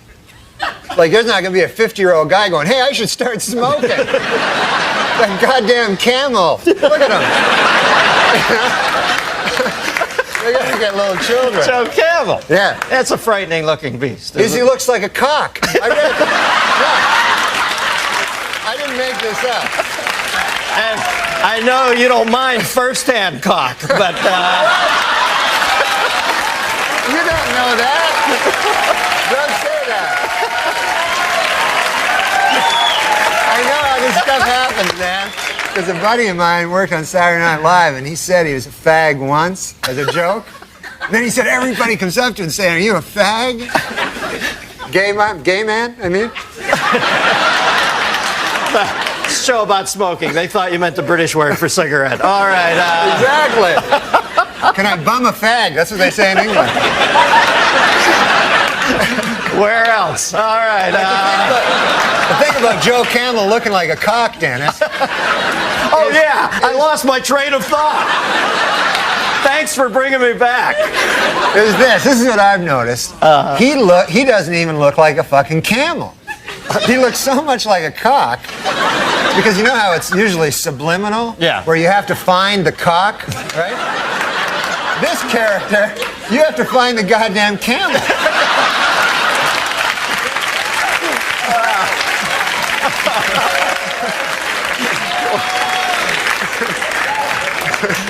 Yeah, believe me, when you only get 2 humps out of a cock, it's not worth smoking. All right, now, line 2, we got a phone call for you. Although I can't believe they'd still be on the line after this departure. Line 2, we've got Beverly from Middletown, Ohio. Beverly? Yeah, hi, Dennis. Hi, Norm. Hi, you didn't know my name, I don't think. Yes, I did. I watched Saturday Night. Do you like it? Yeah. I liked it when Dennis was on it. I watch Dennis every Friday. Get out of here. You're great at that, man. You're great at this. You know why? Because you don't give a shit about Dennis. You know what I mean? It's like the best thing you can do. Whenever I'd go on, they'd go, what's it like following Chevy? And I like Chevy. He makes me laugh. I mean, what the fuck do I think about Chevy? I'm trying to make a living here. Right, you know what I mean? Yeah. And when I see you, I know you're thinking the same thing. Like, screw Dennis. I'm killing. Okay. Anyway, go ahead. What's your question? Okay, since nicotine is such an addictive drug, do you think someday you'll have to have a prescription to buy a pack of cigarettes? Well, you know, they always bring up the Constitution and talk about how we should still have the right to a militia and all that. But let's face facts, this country was built on tobacco growers. So, you know, if you're going to start changing, if you're not going to change one thing because it comes from way back then, you can't change this either. There are farmers out there who make a living. Tobacco is one of the crops that got this country going. So, no, I don't think they'll ever make it illegal. Yeah, no, they shouldn't make it illegal. I know. I think Norm's backing me up on that. What motivated you to quit? Well, I guess I read this thing about how it was like a phallic symbol, and that my doctor went in. He said, you probably have an oral fixation, which you know what that means. Let's not kid ourselves, right? So that's why I always smoke like cigarettes instead of cigars, because if I'm going to have I like a little white thin cock, you know? Are we back to cocks again, huh? I go away to Ohio, Middletown, the center of the universe, to take a nice clean call, and then I space out. I'm thinking, I can't listen to Norm for a second. I got to get a time cue here. I come back, and you're talking about having a thin white cock in your I don't have a thin white cock. In my cock, you mean? No. In my mouth. No, you misunderstand. What I'm saying is this. I'm just saying don't make the mistake of thinking I fucking listen to you. I just want to make it clear about that cock thing. I was just saying, if I ever was gay, if they like suddenly made it mandatory or something, then I would choose the smallest cock, and I would like a guy that came fast. I don't know. I thought the subject was cock.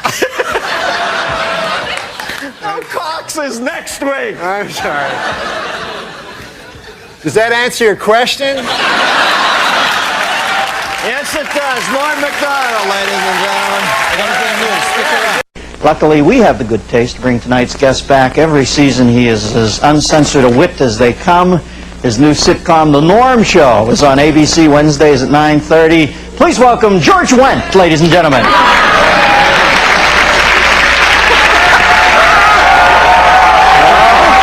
thought they were getting... Georgie Wendt! Well, they just...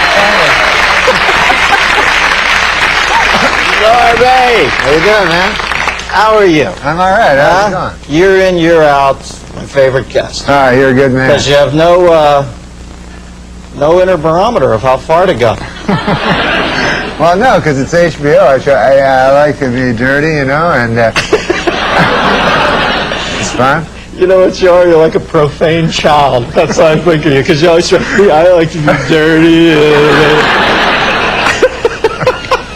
Then you go up on this Pynchon-esque cock rant for like 3 minutes. Yeah, cocks are ugly, and Joe Campbell's a cock, and you're always shuffling your feet. What are you nervous about? You're a star, for Christ's sake. How's that sitcom world? Is that hell, or do you like that over there?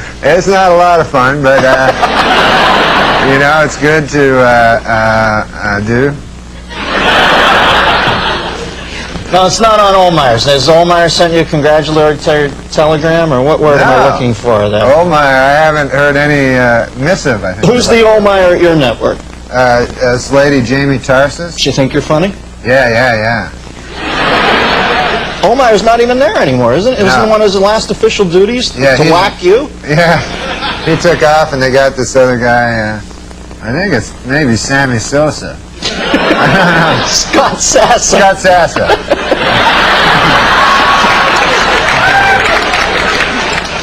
All right, now I want to do a Rorschach thing. What flashes into your mind when I say bad taste? What do you find bad taste? Well, there was this performance art guy, I remember in New York, that his whole big thing was he'd take a picture of our Lord and Savior Jesus Christ of Nazareth, and then... Oh, that's Jesus Christ. Yeah. And then his whole act is he'd piss on it with his cock. Wow, you know, at least he showed respect. He could have pissed with his, what, arm? You're right. So I thought that was really and horribly bad. That's over the line, as far as... Yeah, because Jesus Christ, you know, he died for the guy's sin, and then the guy pisses on his picture. And it was a picture of Jesus dying for his sins. Like he was on the cross going, oh, I'm dying for the guy's sins. And then this guy's like pissing all over it. But you know, when Judgment Day comes, he's going to have to face Jesus Christ of Almighty of Nazareth, you know. And Jesus is going to say, hey, asshole, what's with the peeing on my picture? Yeah. That negates every other good thing he ever did, you know? Yeah. He's like, you don't piss on my picture. Yeah. You don't want to come up to the gates of heaven, God's leaning there with a nunchuck strapped around his neck, you know. How do you go, I'll have some performance art for you while the fucking devil shoves some coal up your ass.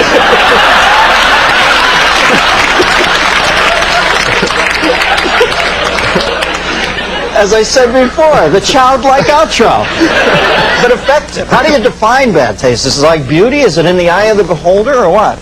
Yeah, it kind of is. You know, it depends on what people. Some people like get all upset over certain words, like they think that like girls all the time, man. When I'm talking to them, like if I go, hey, how about you and I, like fuck, you know, and then the girl always goes like, I don't fuck, I make love. I make love, and I go, I don't care, whatever you want to call, as long as my dirty cock's involved, you know, I don't care. I'm not gonna get in a semantic argument. You know, you can call it making a grilled cheese sandwich as long as there's a lot of me doing that kind of thing.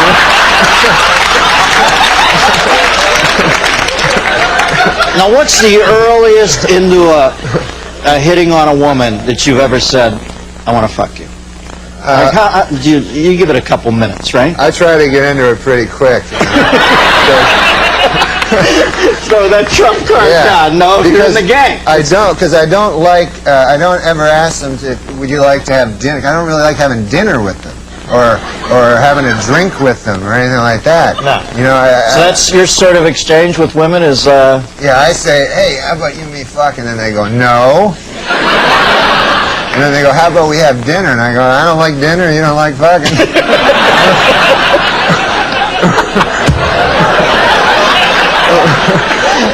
So it's a pretty basic thing you have with them. Kind of a basic exchange. I'm not good with it.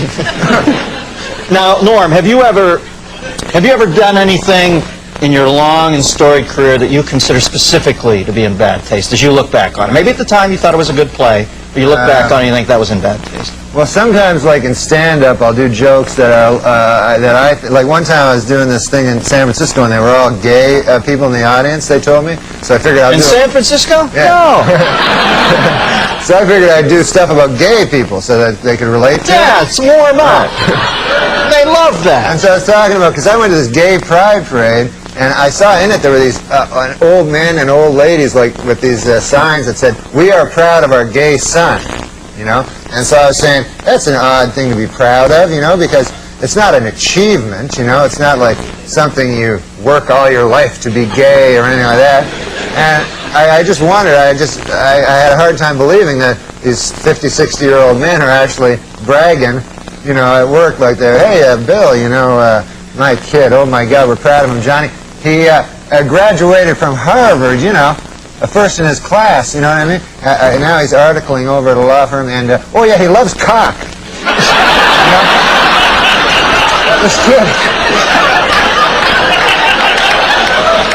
he can't get enough cock in his mouth, his ass. This kid's always cock. I got a picture of the boy here sucking another man's cock. I want to show it to him. What do you do with your son? I play with him. You do. How old is he now? This young man? He's 15 years old. 15 years You're old. still playing with him. Right. You know, it's a funny thing. Yeah. When he was a very young boy, you know, when he was like 3, 4, or something like that, I would play games with him. You know, like we'd play basketball or something. Sure. And I'd let him win. Right. You know, and now he can beat me at everything. And so he's like, hey man, I always beat you at everything. I said, no, fuck, I used to let you win. He go, fuck, he doesn't believe it. He always beat you. Yeah, so he just thinks I'm some retard that can't beat a fucking infant. Well, it's albeit a bad one, but nevertheless. Just sad. It was all happening in Canada, you know. Canada. You know, You can't talk about it because it happened in Canada? No, I'm You saying. know what happens in Canada stays in Canada. But what? But seriously, what led to? Hey, you want to hear a joke from my act? Yes, I do. He must have done something really bad. No, it's about that whatever happened in Vegas stays in Vegas. Go ahead. Yeah, I want to hear. You know that fucking whatever happens in Vegas stays in Vegas. Yeah, I heard that. I heard that. So actually, it doesn't really stay. Like you can't. It's not like you can kill a person and then leave Vegas and everything's cool. You know what I mean? So what I did was I looked at that phrase. What it actually means is basically you can go to Vegas, fuck a prostitute, and then she will not tell your wife. Right. That's exactly what they're saying. You're saying not like those gossipy small town whores. You're saying back to where you come from. I'm saying back at home, they're blabbermouths. You're saying, in other words, they're sitting in the beauty parlor going, "Oh, you're married to Hank Johnson? I fucking shit on his face last night." In other words, it's a small world. There are certain people who literally. What did Gilbert do? I read in the computer that Gilbert said something back at Affleck or something. Well, I don't. You know, Gilbert is not the type to apologize for anything he says, but I think it cost him a lot of money. The Affleck gig was easy. Once a year he goes in, acts like a duck, and he makes a ton of dough. And he doesn't even have to say anything but Affleck. Hey, you're right, Affleck.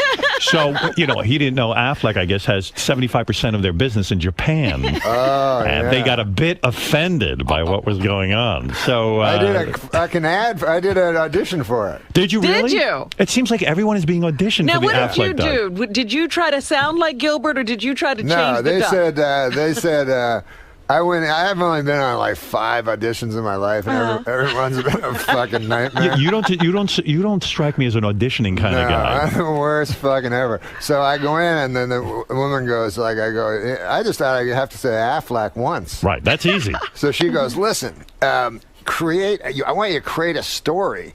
Like, that's what I want you to do. Like, you just think of the duck, be quizzical and funny, and then sarcastic, and then serious, and then sexy. And she goes, just create a story. Have fun. They all say, fucking have fun with it. No, this is my work. There's no fun here. So then, like, 3 seconds in, I'm like, I want to get the fuck out of here. I ain't gonna be the fucking duck. So she left, and then there's just me and a guy with a hat. So I said, listen, man, I'll just say Affleck and get the fuck out of here. Because, I only got so many fucking moments in my life. Right. You got a life to live. Yeah, so have you ever been in that situation? You've never have been because you have complete freedom. But it's me, a guy with a hat. He's telling me how to say Affleck. I'm saying Affleck. I'm going, I don't have that many years left. It dawned on you that this is actual. This is time. Like if a doctor told you had 3 weeks to live, you'd say, God, I'm spending too much time here. Yeah, exactly. So you go to psychiatrist? Yeah. Do you go to psychiatrist? I went for 4 times. I could see you'd be difficult. I started making up shit. Right. And it was like routines. Bad. Did you feel not routines, but I'd exaggerate things, and then I go, well, no, it wasn't that bad. Like, So it was hard for you to take yourself seriously in therapy. The first time I went was here in New York, man. I went to a fucking apartment. It was in an apartment. Is this during Saturday Night Live years? Yeah. Okay. And I was fucking addicted to gambling and shit, so that's why I went. But anyways, I go to this. You're not addicted anymore to that? You went and got cured? I got cured. Yeah, look at him. He's cured. He's only gambling $100,000 a hand now. So it's a lady. It was a lady. Yeah. A lady psychiatrist. Yes. Attractive? No. Thank God. Man. You're like such a seductress. I could see you. Like the things at the bottom of the fish tank? Yeah. Like the that. Sucking fish? Yeah, she looked like that. But she was a nice lady. Like a flounder. And smart from the universities and shit, right? Right. Did someone recommend you? Someone from Lorne Michaels say this Somebody is... said go to this lady. So I go in, right? And I never been to no psychiatrist. So she starts asking me questions. And I'm making little jokes and shit, right? Everything she's asking. So she says, enough with the fucking jokes. What's that shit, right? Don't do jokes. Right, take it seriously. What, you're talking about your father and stuff, and you're making jokes. Right. Like, say really what it is. So I go, I never did that in my life, right? So I'm like, all right. So then I'm talking. So then cut to fucking 25 minutes later, tears streaming down my eyes. I'm fucking like a fucking little fag baby, right? I don't know if babies are fags. I don't know. But I'm crying and shit, right? And then she's like, okay, time's up. Beat it. Yeah. So I'm like, whoa. I go, no, please. I go, I'll pay you more. Just I have to stay here, right? And she's like, there's another lady. Get out, So I'm like, So then I walk out into cold New York, you know, with the hot dog vendors. They don't give a fuck about you. Tears. And I go through Central Park shaking. And here's a story about Rodney, man. He was fucking guy. Kept doing coke and shit, even when, you know, you get scared at some point. You stop doing drugs. Yeah. Right. Most humans. Not him. This fucker, 80, whatever he was, doing all kinds of shit. Saga told me the story, right? So he's in the hospital, and he's got a fucking brain tumor that's going to cause a heart attack, all this crazy shit, right? Right. So everybody's worried about him. Just leaves the hospital 2 days later, right? Walks out on his own. Yeah, so he's in the comedy store with 2 hookers, and he's waiting for Ron Jeremy to show up. Oh my goodness! So this is 2 days later. Yeah. So Saget told me he walked in, he was like completely shocked. He said, "Rodney, how you doing, man? Well, what's going on?" He goes, "How are you doing?" And Rodney goes, "How am I doing?" He goes, "I'm sitting here with 2 whores waiting for a guy who can suck his own dick. How you doing?"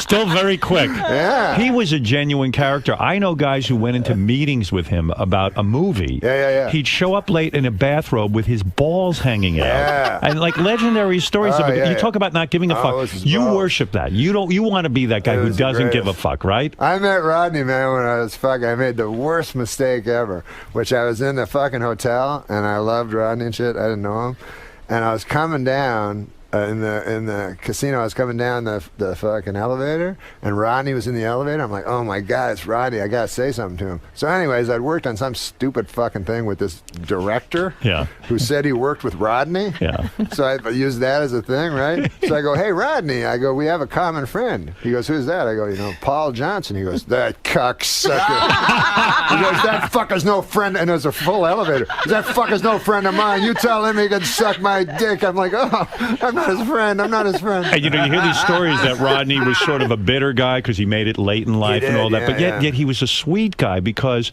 he helped I mean, everybody. he did something for me that I'll never forget. Like I appeared on the Tonight Show with Jay Leno back when I would work with that scumbag. Yeah. I'm just fucking. He's a great guy. Anyway, I went on the Tonight Show and Rodney called me at my house. Now I didn't know Rodney. And he just says, "Hey, Howard, I just want to tell you, you know, when I used to do shows, no one ever called me. No one ever said I did good.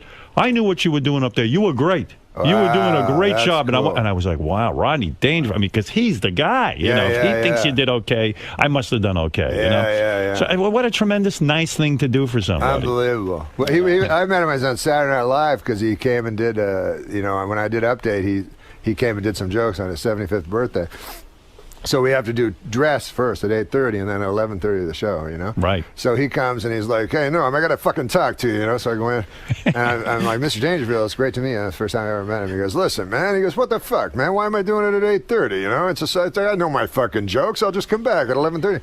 I go, I don't know how it works, Rodney. You got to do it. He goes, God damn. He goes, let me tell you something, kid. This was his advice to me. Kid. He goes, let me tell you something, kid. He goes, this fucking TV shit, you know? He goes, this waiting around all the fucking time. It's a bunch of all shit. You know, it's shit. He goes, it's the same with fucking movies. You know, you're in the movie and then you're in the fucking trailer all the time. That's all you're doing is fucking jerking off in the trailer, you know? He goes, it's all shit, kid. He goes, remember this and remember it. Remember it forever. Stand up, man. That's all there is. Stand up. And he meant it. Then there's a fucking like 5-minute pause. He's looking me right in the eyes. He goes, stand up, shit. He forgot. It's all shit. Okay, well. A negative guy. Yeah. I'll tell you the time I went to fucking, you know, this guy Milos Forman. Yeah, he's a big director. So he saw me on Saturday Night Live, so he got the idea I was smart. I always thought that. Everybody always thought Because that. I'm reading the news and shit like that. So he's come to we go out to eat at Nobu and such shit, right? And so I go with him. So it's me, him, and 2 guys from 2 foreigners. Right. And so these guys know everything, you know? And so they're like, what about the situation in the Balkans or something like that? Yeah, you're the newsman. Yeah, so I'm just sitting there like a retard. They know everything, right? Right. They're concerned. Yeah. Right. So he thought, and I just kind of play along like by repeating what they'd said 3 sentences ago. Right, yeah. And so anyways, he goes, I put you in the movie, man. I need a guy to... And he was going to give me a big part. Right. So I was like, no, don't do that. Like, I can't act. And he's like, don't worry about it. I go, seriously, Milos, I don't want you to give me a big part. So he's like, what do you want? I go, just give me a small part. That'd be cool. So he made me a reporter, right? In this People versus Larry Flint. Right. Yes. Yeah. I played one of the people. Right. So originally, I think it sounds like you were about to be Larry Flint. Right. Oh my God. Bam, Larry Flint. I have stories about that fucker too. Yeah. But we go to we do the movie, right? And I'm a reporter, you know. So he goes, you drive up and get out of the car and run in. I go, well, I can't drive. He goes, oh. So he goes, okay, a cab will drive you. So it doesn't make sense, like a reporter's in a cab. So I get to so we do the scene. It's me and Larry Flint, you know, me and Woody Harrelson. Yeah. So. He has all these cameras. He goes, okay, he goes, you don't have to worry too much about the script. Just, he's a really cool guy. And he goes, just whenever you're ready, do it, So then, anyways, Woody Harrelson's really cool. And fucking actors, man, when they're really good, it's like something different. Right. And because I'm just waiting for the other fucker to stop talking, and oh my God, I remember You're my not even line. paying attention. No, I'm just hoping to remember my words.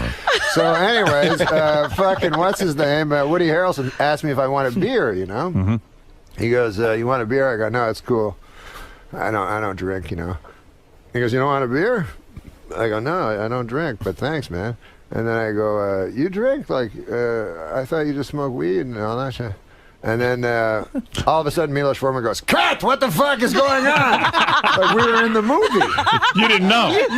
You thought he was talking to you. Because he was looking at me and talking like a regular person. Oy vey. There was nothing fake about it. You got caught up in the movie. He was such a good actor. You said you'd rather play Frogger than have sex. Oh yeah, well you have to know Frogger, it's a game. It's an arcade game where a little frog has to go across the river. Yeah. And they have like little logs that he has to, and sometimes the log's a crocodile and tries to eat him. You're like totally into that? Yeah, I like a lot of things better than sex. I don't care for sex that much. See, that's the thing with me too, because I'm totally bored. I don't have any. What's the matter? Yeah.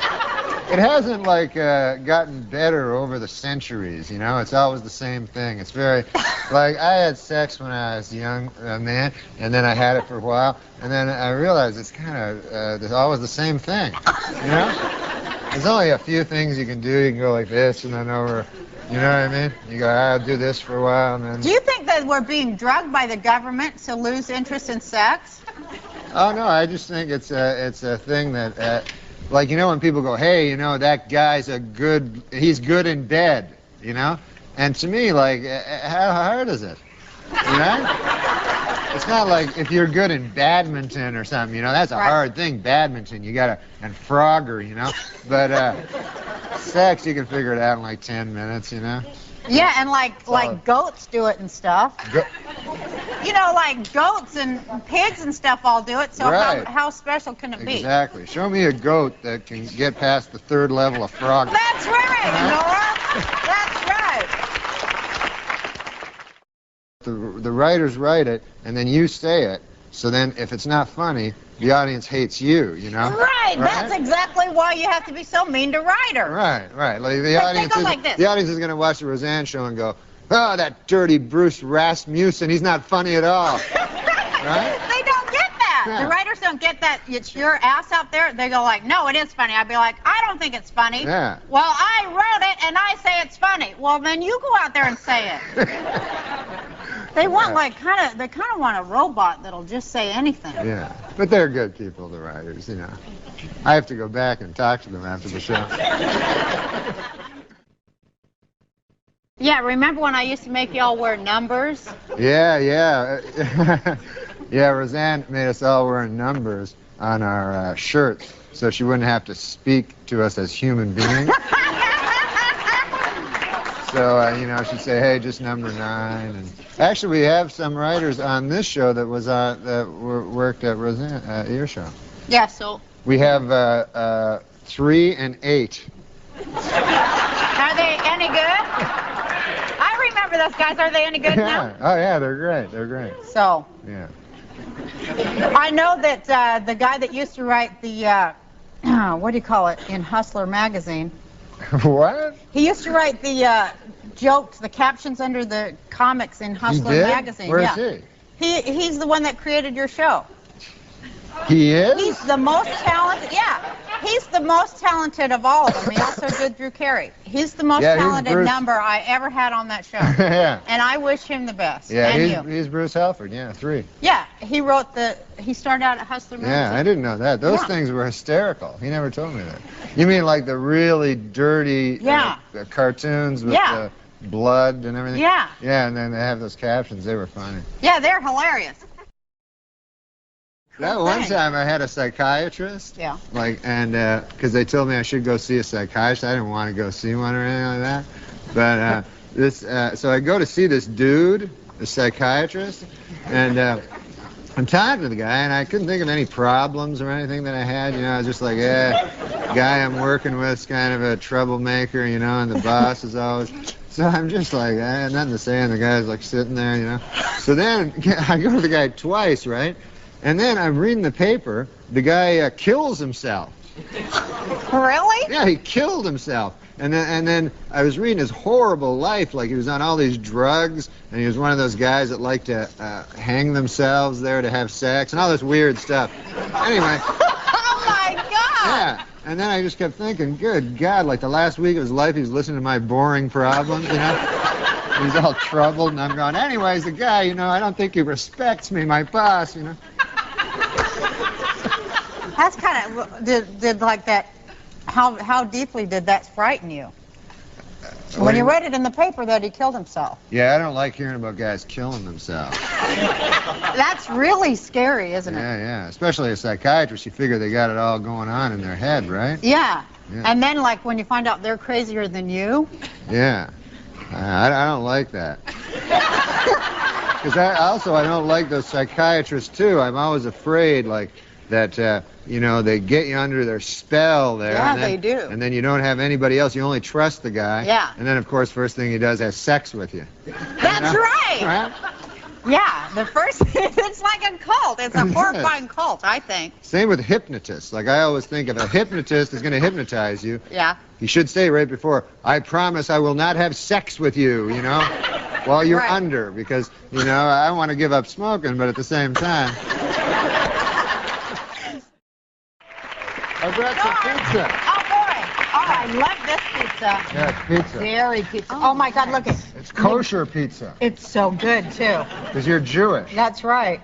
I just want to be able to eat pepperoni that's made out of veal or something. I love that. You'll go to hell. What, if I eat pepperoni with pork? Yeah, because you're Jewish. Will that make me go to hell? Yeah, isn't that the whole idea? Go to hell? You know, I'm Christian. I can eat any kind of pizza and not go to hell.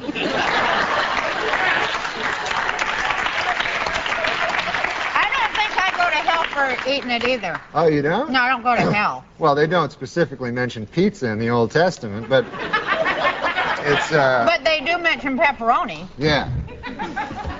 This pizza but here. But it doesn't say you'll go to hell. It just says, you never know where, you know. You might want to avoid this piece. Actually has hooves on it. You want to eat that? And I said, listen, man, because I kept hearing these things about how old people always have sex.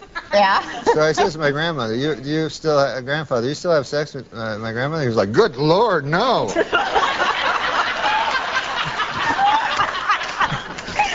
And then he was explaining it to me. He was like, because in his own head, he thinks he's like a young dude. Yeah. You know? And so he says, like, when you get old, it's not like all of a sudden your taste change where you go, hey, that wrinkly old lady looks good.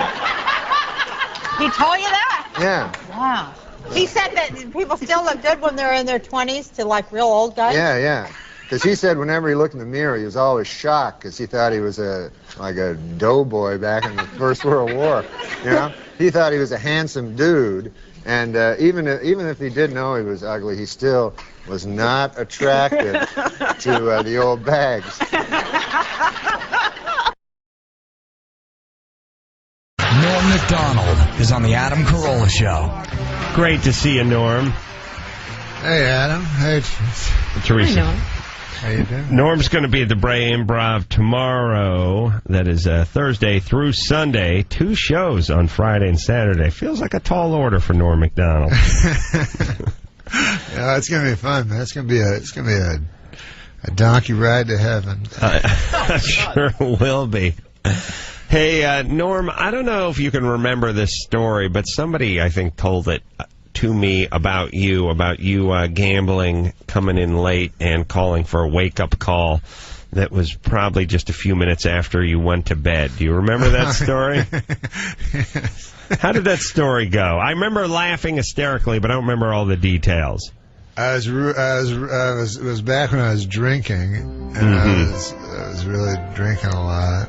And I was gambling and everything, and then I went up to the room and I said, I phoned down to the, I'm trying to remember, I phoned back down to the front desk and I said, listen, give me a wake-up call for 6 o'clock.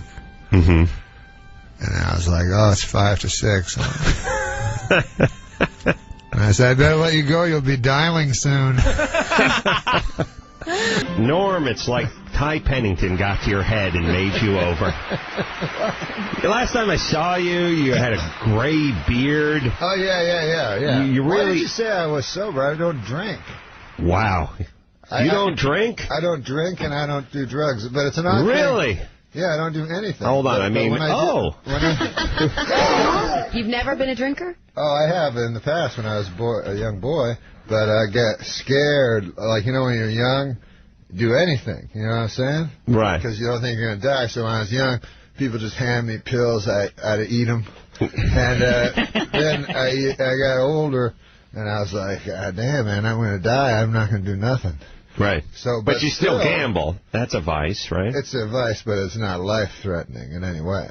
Right, unless your bookie kills you. Right. It's quality of life-threatening, arguably. I'll tell you something, bookies don't really kill you. They don't. They want their money back. They want their money. They want to make a deal. Norm... I had a bookie take all my money, and because I won so much, and then my buddy's like, oh, man, you got to break his leg and stuff, right? And I'm like, what? I'm already out all this money. I'm not going to... Yeah, you won a bet. What was it, like $100,000 or something? Yeah, and it just didn't pay off. Now, what were you betting on? Were you betting on football? What was football mostly, yeah. But it became crazy where it was like basketball every single day. So, Norm, you have not had a drink in how long? Well, first of all, I'm not an alcoholic. That's so I don't count the first thing alcoholics say. No, alcoholics count the days. They know how long it's been. So sometimes I'll go to a party, a guy will go, hey, what do you want to drink? I go, just give me a water. And then they'll go, are you alcoholic? And I'm like, no, man, you're the guys that are drinking. Right. I want a water. And they go, oh, yeah, no, we understand. So you don't... all right, I'll drink. So you don't... I'll get drunk out of my mind and barf all over myself if it'll take away the stigma of being an alcoholic. But I knew a friend, man, that some guys can get any women they want, And I'm sure you know that type, It's not like they're incredibly handsome or anything, but just somehow they have something about them. And my buddy Bill, this guy could get any lady. I'm telling you, literally had sex with a different woman every night. I asked him, I said, what's your secret, He said, I'm a serial rapist. Stop. Did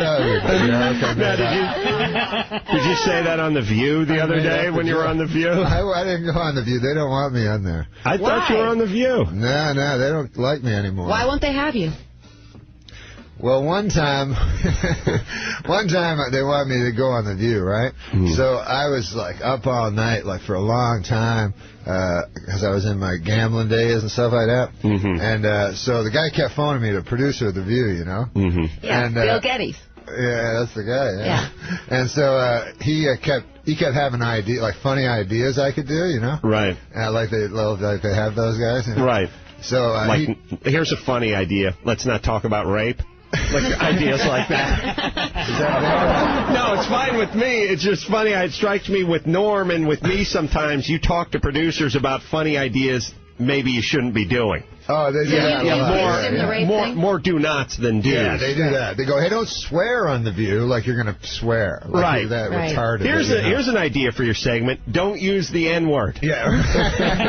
Well, what happened? How did you end up offending? So anyways, the guy kept following me with these crazy ideas. He'd go like, hey, why don't you come out with like a red wig on? And I'm like, why would I do that? And he goes, the gals are teasing Barbara about her new hair tint. I'm like, yeah, that seems all right. Because I'm trying to be nice. I have a hard time saying no, So yeah, maybe. He goes, and then so finally I go, I'll think of something, So and I'm at a poker table the whole time talking to him, and because I used to play for like 70 hours straight, and so he keeps phone. He's like, I got it, man. He's like, you carry out a cell phone onto the show, right? And then he goes, halfway during the show, your cell phone rings, and it's your agent Morty, So you pick it up, you're like, hey, man, I'm on The View. This is no time to talk here, Morty. He goes, Morty's not on the line. You just pretend, Right. And, this is a terrible time, Morty. I'm on the TV, So I go, oh, yeah, that sounds good, with no intention of really doing it. Right. Now, what time did you go to bed that night? I didn't go to bed, so okay. I'm driving to the stupid View, right? And I go, I had this story about Cosby, so I go, I'll do that story about meeting Bill Cosby, So I show up and they put makeup on. I go, what are you gonna talk about? I go, I'm cool, man. Just tell them, do you ever meet Bill Cosby? So as I'm walking in, the producer, unbeknownst to me, slips the cell phone in. He goes, remember our bit? And I go, yeah. You got out of the red wig, though. Yeah, I know. I didn't have to do that. This is got to be a long story. But what happened was, it's good though. I went on to The View. And, they're supposed to just talk to you. Now, this was when, this was a long time, but this was when President Bush was, he wasn't the president, he was running for the presidency. Right? Right. So I don't know nothing about politics. Right. But Ben Stein had called me, and he said that, Ben Stein? So, like, when Clinton came, there was 10,000, Streisand and Schwarzenegger, everybody, showed up. And then when Bush showed up, it was just me and Ben Stein. He used to be a speechwriter for Nixon. Yeah, that is a very sobering homecoming for Bush. Just Norm MacDonald and Ben Stein at the airport. Good God. I got to talk to him for a half hour in the Air Force One. Anyway, wow. The story is I go on The View, and as soon as I get on The View, I'm all tired and everything. I'm like, all right, ladies, what's going on in the news? Bill Cosby? What's going on? And so all of a sudden, they show a picture of me standing next to George Bush, who's running for presidency, and they go, hey, check this out. Whoa, Norm, as if it was a picture of Kurt Waldheim standing beside Hitler in the woods or something, And I'm like, they're like, what's this all about? I'm crazy. Right. And I go, I don't know. So just to get on their nerves, I go, well, it's better than that last guy, Clinton. He murdered a guy. And so then Barbara Walters went all crazy, and she's like, what did you say, young man, And I'm like, I thought it was a matter of public record, I just try to get more. I go, didn't he murder a guy? I heard he murdered that Vince Foster guy, and they pretended it was a suicide or something. And I'm like, isn't that a matter of public record? She's like, listen, you're treading on thin ice, mister. He should come out and call me mister. I'm like, no, I thought he murdered a guy. I said it about 6 times, So, and she's like, what about Bill Cosby? To be fair to her, she thought you were Tim Meadows. To be fair to her. So anyways, and so the whole audience is all in shock and awe and everything. They don't know how to react to this, all craziness. And all of a sudden, my cell phone rings, right? You got the bit, yeah. The bit. Morty's on the phone. I forgot about it. It was coming from the speakers. I didn't know what it was like that. And so then it occurred to me, and I pull out the cell phone. I'm like, hey, Morty, this is a terrible time to call, right? So then Barbara Walters goes, what are you doing, And I go, I don't know. So that retard in the back told me to pretend that Morty was calling. And then she just stared at me for 3 seconds. She goes, you are one piece of work, mister. Wow. And that was the end of that. She just said it was Vince Foster calling from the beyond. It's calling from hell. Says he'll see you soon. Norm's got a new CD out called Ridiculous. Norm, when we left off, we were talking about Bill Cosby and you never getting to tell your Bill Cosby story on The View, but you can certainly tell it here. Oh, Bill Cosby? Well, I opened for Bill Cosby, and I was really excited, because I'm a comedian, and he was the first comedian I ever heard and everything, and I still love him, And so I was real excited and everything, and so and we're performing. Oh, my Lord. It was like an entire football field, right? Well, where is it? It was LSU. Mm-hmm. And, I'm sorry, it was Tulsa. It doesn't matter.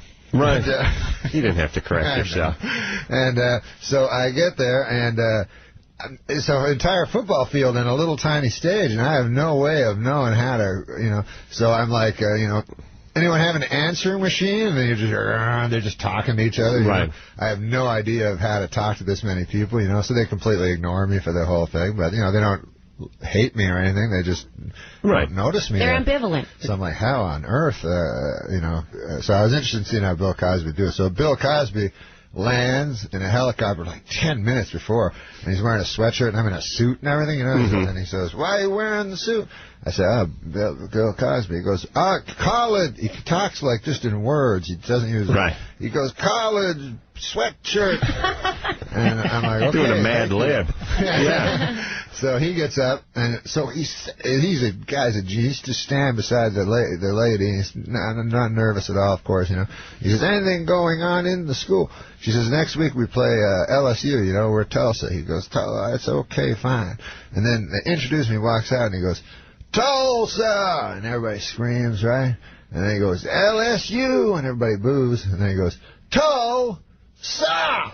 And everybody screams louder. And he goes, LSU! Exactly. So he says it about 5 times, every time slower. And now they're going up and down like they're in a lather, Right. And then he goes, next week I will be performing LSU, and I'll be doing that bit backwards. They all laugh.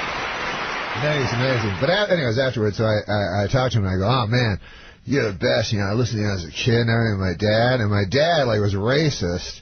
But he loved you, And I think it's the ultimate compliment. It is. It tempered his racism and stuff. Yeah, it's like telling a cow that your mom's vegan, but was willing to eat just you. Cow. Yes. That's how much she loves you. Yeah, if you want to compare an African American to a cow. That would be a good analogy. Well, you don't want to pick another animal, one that may climb a tree and eat bananas. This is getting ugly. Let's. All right, Norm, come on, reel it in. So Cosby says to me, so I said, yeah, my dad loves you. He goes, where does your dad live? I go, Ottawa. So he turns to his agent, whatever guy was with him. He goes, Fred, am I not doing Ottawa? So he looks on his thing and he says, oh, yes, so Mr. Cosby, you're doing Ottawa in August. And he goes, give me the man, father. He says, so now I'll get your father front row seat afterward. He'll come back to and talk with me, and I'll treat the man well. And I was like, oh, man, that's great. So he goes, give me a pen. The man needs a pen and a paper. Write down the phone number. And so I'm getting a pen and paper, and I realize my dad's dead, right? He's been dead like 10 years. Well, 666 would be the area code. He's a VIP. Sorry, buddy. So I go, oh, man, I don't want to now say my dad's dead and bring the whole conversation down. Right, sure. So I just write down 9 numbers, Is it 9, 10? I know you gave him a fake number for your dad. He's a mathematical genius. Norm MacDonald, everybody. I know the area code of where my dad lived. So anyways, I go, here you go. He'll enjoy it. He's alive, The guy he probably shouldn't have hit alive so hard. Yeah, that's a tell. So then, amazingly enough, first of all, this shows you how, powerful people can find anybody, right? I was doing this lame thing on the Drew Carey show, and as a little guest star, and the stage manager runs up. She goes, Bill Cosby's on the phone. What? He tracked you down. Yeah, he can find anybody. How long after you'd seen him on the field at Tulsa? 3 months later. So I get on the phone, and it's Bill Cosby. He's like, I found the number. The man is not, it's different than the father. The man is different. And I phoned twice I phoned the same man. And so I'm like, keep lying. I go, I'm sure that's his number. I don't know what to do. Norm, couldn't he have died in the interim? You could have said he just died. Oh, man, that's savvy. That's fast. That was fast. The more you know. How to lie to Bill Cosby. So anyways, I did actually tell that story, And I was at Saturday Night Live. I told that story on a talk show. And the next day, man, I went into my office at Saturday Night Live, and there was about 600, like, flowers, like, whole big things of flowers. The office was, like, packed with flowers. It was so, like, crazy. And finally, on one of the little flowers, there was a little note, and it said, I'm sorry to be the one to tell you, but your father has long since died, Bill Cosby. Wow. So he was funny. He went to all that trouble to make a joke. Wow, what a guy. Seems like a great guy. Sweet, man. Adam Egas, you're all dressed up. Yeah. Yeah, Mr. Important. Whatever.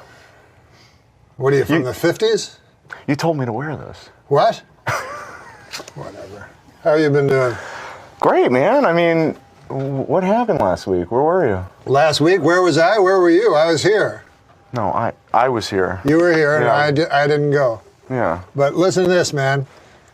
Where were you? I've been having a little bit of crisis about my entire career. I don't know if you're supposed to open this. But you know what? I don't give a fuck. What's going on with you, man?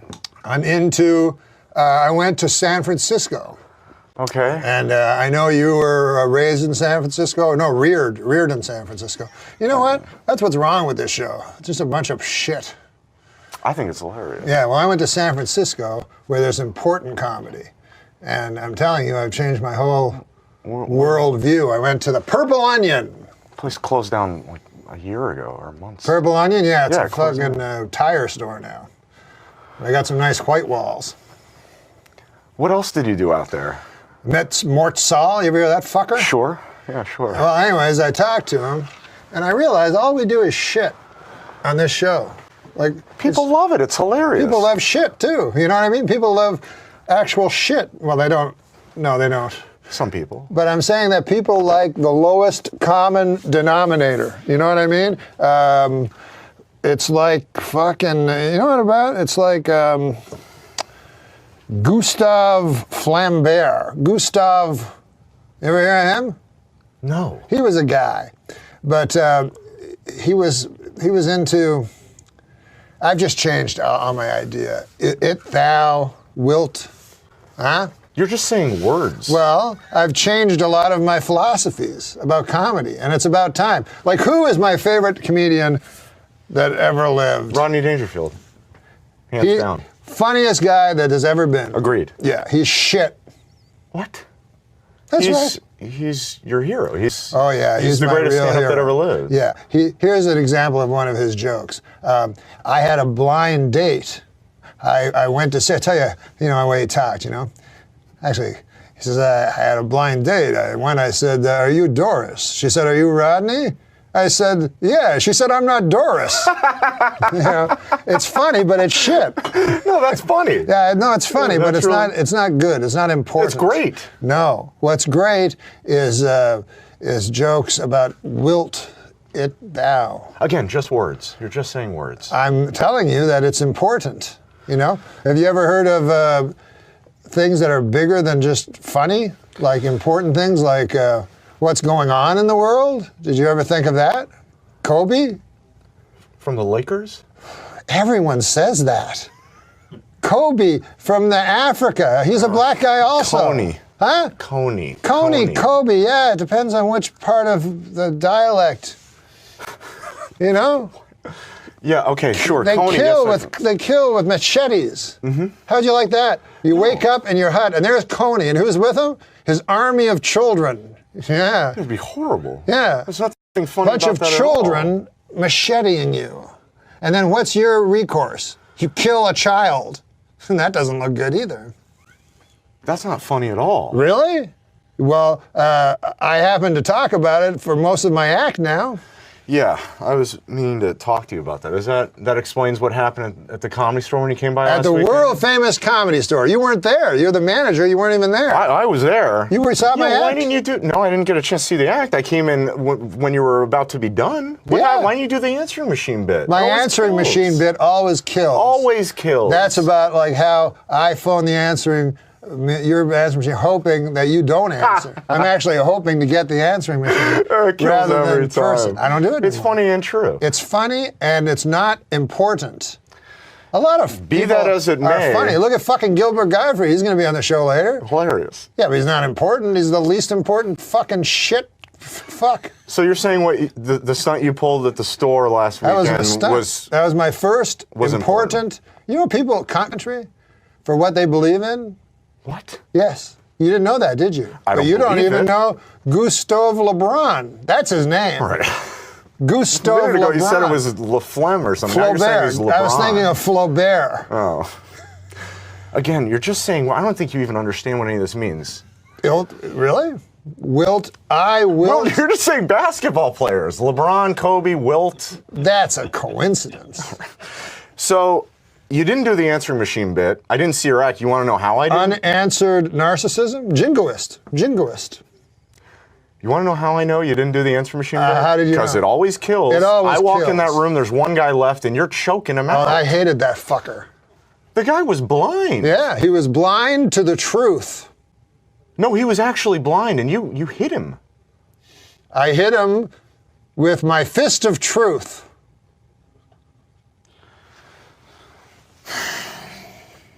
I had a compass tab, Norm. Then why don't you learn about crowd control? By LeBron. Yeah, because he did a famous treatise on it. Fucker. I'd like to see what Gilbert has to say about Well, it. Gilbert is very funny and essentially meaningless. I mean, whether or not he had been born really doesn't matter. Because unless you're murdered for what you believe in, what's the point?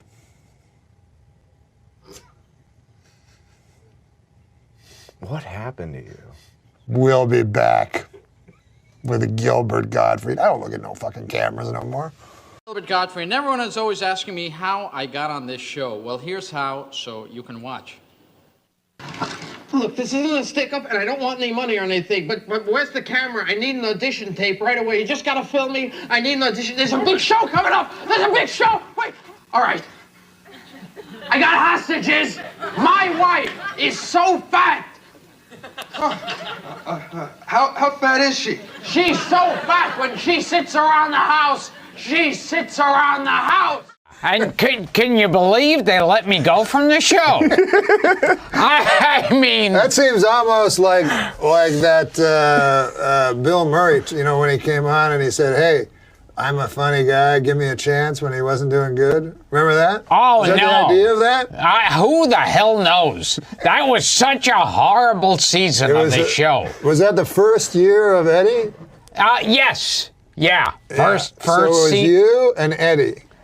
Me, Eddie Murphy, Joe Piscopo. Some ladies, I remember. Yeah, there were. Laitzel? No, she Chartoff. came later. Melanie Chartoff. She came later on. Chartoff. There was a lady. Yeah, there was a Melanie Chartoff. That's what I just said. Yes, I'm sorry. I'm Melanie sorry. Chartoff. I apologize. There was Melanie Chartoff. Yeah. But she Unbelievable that wasn't I on remembered my, this fucking she old wasn't bed. on my season. Oh, she wasn't on your season? Who are the ladies on your season? Okay, and don't start applauding at once. Save it to the end. Gail Mathias. Yes. And Risley. She was blonde, a hefty lady. No, she wasn't hefty. No, she was gorgeous. But she was blonde. And She was then, a bombshell. She'd often play a prison guard, right? Then, yeah, she was in all the prison guard movies. And the sketches. Yes, and Risley. I don't remember. And Denny Dillon. Oh, Denny Dillon, also hefty. Maybe she's what I'm She thinking. was more on the hefty Short, side. portly. No, Denny Dillon. Yeah, Denny yeah, Dillon. she was like Like a balloon. Yeah, yes. Yeah. Yes. But she went on to sort of semi. And I think her biggest thing she did, she played Roseanne Barr in a Roseanne Barr TV movie. Wow. Yeah, she played like was a biographer, and I heard Roseanne called Aunt fucking troll. Yeah, so. Roseanne, this is what Kevin Nealon tells us. Tell him that story out of me. He doesn't have his own anecdotes. No. No. All my 90% of my anecdotes come from Kevin Nealon, but he told this real doozy about. I should talk to him. Yeah, you should. So I can have some fun. He said during Roseanne's Roseanne talk had a show. talk show. Yeah. Remember that? Oh yes. So one time, the guest was Joe Pantoliano, and she didn't know who he was. Oh, you fucked it up! God damn it, oh, motherfucker! See, you don't even have your own stories. You take other people's stories and fuck them up. Very good. I'll tell you the story, but it's fucked up. But she's like Joe Pantoliano. She goes, this next guy's Joe Pantoliano. He's great. He was in risky business, and you all know. Come on out, Joe Pantoliano. And as Joe Pantoliano was walking out, Roseanne said, "I know that guy." Now, see, you already fucked it up. So now when he told it the right way, that's my role. It didn't work. It didn't work because he knew that she didn't know. Don't ask him to tell any more stories. Damn. Or jokes or anything. I was going to tell you, he has another one about Jack Parr, about the water closet. You've got a Jack Parr story. Because you know the kids love Jack Parr. I'm a guest on there, and now it's time to introduce the next guest. And she says, okay, this next guy coming out, he's a great actor. He was in risky business. He was done all kinds of stuff. I just love him. Ladies and gentlemen, Joe Pantoliano. And he comes out, and as he's walking across the stage toward the desk, she goes, oh, I know who he is. Thick of the Night. This is years later. Yes. You remember that show? No. You're too young for that show? God. Oh, my God. But Thick of the Night? No, I've never seen it. You know Alan Thicke? Yes, of course. Well, he had a talk show. Probably was he one of the shows like when it was Carson and just one other guy? Yes. Yeah. And they were advertising when he was coming on that he was going to be the one to knock Carson off the air. Alan Thicke? And he did. I mean, it was 20 years later. And now he's even dead, Carson. So you see, he knocked his show off the air and killed him. He did. Yeah, it was delayed. A Canadian talk show, because I lived in Canada. Did you ever do that one beforehand? I never did the Canadian so he didn't one. know you from that or anything like that. So he was one of his cast of regulars or irregulars. Oh, on the Alan the resident cast. Oh, remember who else was in The Bells. The Bells. Oh, Richard Belzer? Belzer? The Bells. Oh, all right. For the hip people.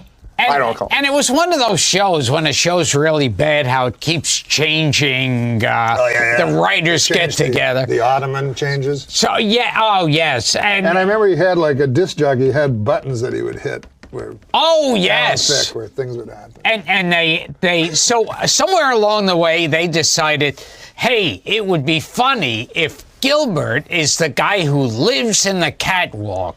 He never comes down from the... And so then it became like, we're going to go visit Gilbert Gottfried. He's up there in the catwalk. Gilbert Gottfried. You don't know what he's going to do next. He lives in the catwalk.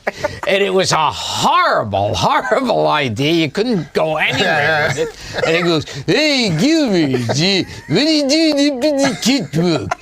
And I'd have to try to ad-lib something, and there's nothing to ad-lib, because you're in a catwalk, there's nothing to play off. Doesn't it sound close to Chris Elliott's Guy Under the Seat? Yes. So it was you, the Bells, Denny Dillon? No, she was... Who else in the cast? I'm trying to remember that. There had to be a black guy. On that season, there wasn't a black guy. There was more than one season? But there was more than one season. And they said I only lasted one season. Oh, they said the problem's Gilbert. Yes. I know what's wrong with this show. It's the catwalk. So he's what's holding us they back. actually changed the cast. Yeah. The resident irregulars. Yes, and then at one point they brought in as a sidekick Arsenio Hall. Wow. Yeah, exactly. That's what America said. Have you ever hosted a program? No, I don't think so. Because they have all those, like, after somebody fails, then they bring in... Oh, yes. Like, yeah. You know Jimmy Brogan? Oh, yeah? Yeah, so he told me, because after Arsenio, they gave everybody He a has shot. funny stories that he told them. No Jimmy Brogan stories. Jimmy Brogan will not swear. He won't curse. Yeah. So one time I saw him at the at the fucking Laugh Factory. Yeah. And he was like, hello, everybody. How are you doing? So some guy's like, fuck you, Brogan. You suck my cock. He's like, very nice, sir. Very nice. Yeah, nice way to talk. Yeah, you talking to your mother? Yeah, fuck you. I'll fuck you in the ass. Oh, very good, sir. Yes. Well, I suppose you went to Ivy League, obviously.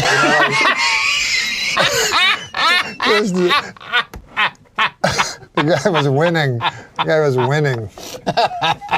But anyways, who did you start out with? I don't even know where you came. Is that a good question? It's not. No, It's an Adam question. You were in, was it what? It's an Adam question. Yeah, they usually Adam asks those kind of questions. Ask him like who he started with. So, who did you, I smoked a cigarette to with? look like Tom Snyder. Very intimate, dark. And he would ask questions like this. What were some of the comics you started out with? Oh, wait a second. Tom Snyder, didn't he used to do that whole speech at the beginning? Yeah. Oh, yes, the Fire color teeny. Fire up a color teeny. I don't understand how that... It doesn't address your question. No. You want to know I'm trying to find out who this guy... Yeah, who he started with? Who's his A lot peers? of people. What about that lady? Yeah, she was Elaine good too. Boozler. There was two. There was two ladies. Yeah. Do you know the second one? Marsha Warfield? She went out with a lot of comedians. Oh. She's now a lesbian. Sandra Bernhard? She may have been at the time. Sandra Barnes? Carol Leifer is the answer. Oh, that's right. Yeah. Do you remember her? Yes, and yeah, she did announce she's a lesbian now. Now, back then, how many ladies were there? Seriously, there was two, right? Elaine Boozler? Yeah, I mean, there were other, like, comedians that went nowhere. Yeah, there were? Yeah. For sure. Yeah. Was Irma Bombeck? Yeah. Lois Bromfeld? Oh, yes, she... How the fuck do you know her? Another lesbian. Yeah, most of them were. Yeah. I don't know. Valerie Bromfeld, was she on your Year of Saturday Night Live? Lesbian. She's a lesbian. Yeah, Valerie Bromfeld. Now, did I do a show with Valerie Bromfeld? Sure, yeah. I did a show. Check the IMDb. Yeah, check you did a show. Fire up the color teeny. At any rate, Barry Levinson was making this, and I have no idea. He was making the TV show? Yes. He's a big deal. Yes. Was he then or no? Yeah. He had already done Diner. Yeah. Yeah, thank you. So that's who he I like how he adds to it. I said he did Diner. Yeah. I actually like Diner. It's a good movie. It's like working with... Paul Reiser was in that as well. It's like Dustin Hoffman and Rain Man. Yeah, Diner. Yeah, he worked on Diner. You know where this guy started? He used to work under the Queensboro George Washington. Bridge. I named the wrong bridge. No, Queensboro Bridge, and he'd jerk off punks for $15 a man. That's when I first met him. But he's a good guy. But it doesn't matter what you are. You got into Twitter, but last night I got into a bit of a Twitter war with my followers. Followers, it ends up they all fucking hate your guts. But I maintain, I watched this Liberace movie. Okay. And he's making out, it's, plays him? Michael Douglas. Yes. First of all, has pussy cancer in his throat. He's making out with Matt Damon, See, which isn't I good. think cancer's a small price to pay to lick Catherine Zeta-Jones' pussy.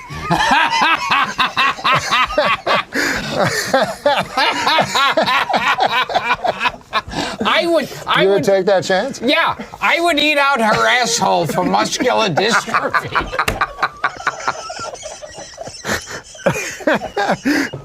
For the chance. Yes, for the chance. Now, in the muscular dystrophy telethon. I would suck her tits for lupus. For the chance. Yeah, the chance. Muscular dystrophy. Would you commit suicide by after Catherine this show? Zeta-Jones? Oh, yes. I would. If I wanted to kill myself, I'd eat Catherine Zeta-Jones' twat. Yeah, I sunk. Goodbye. Get him out. And we're trying to get you out with the jaws of life. Jaws of life?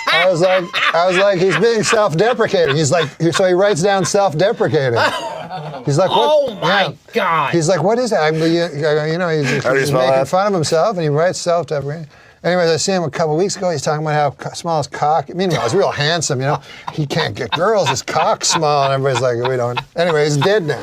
Yes. Died. Because his cock was so small. He actually was outlived by both Kirk Douglas and Michael Douglas.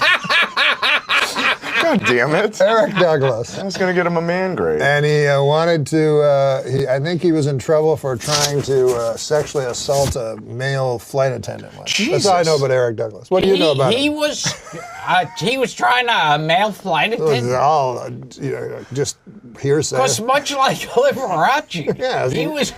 Hearsay.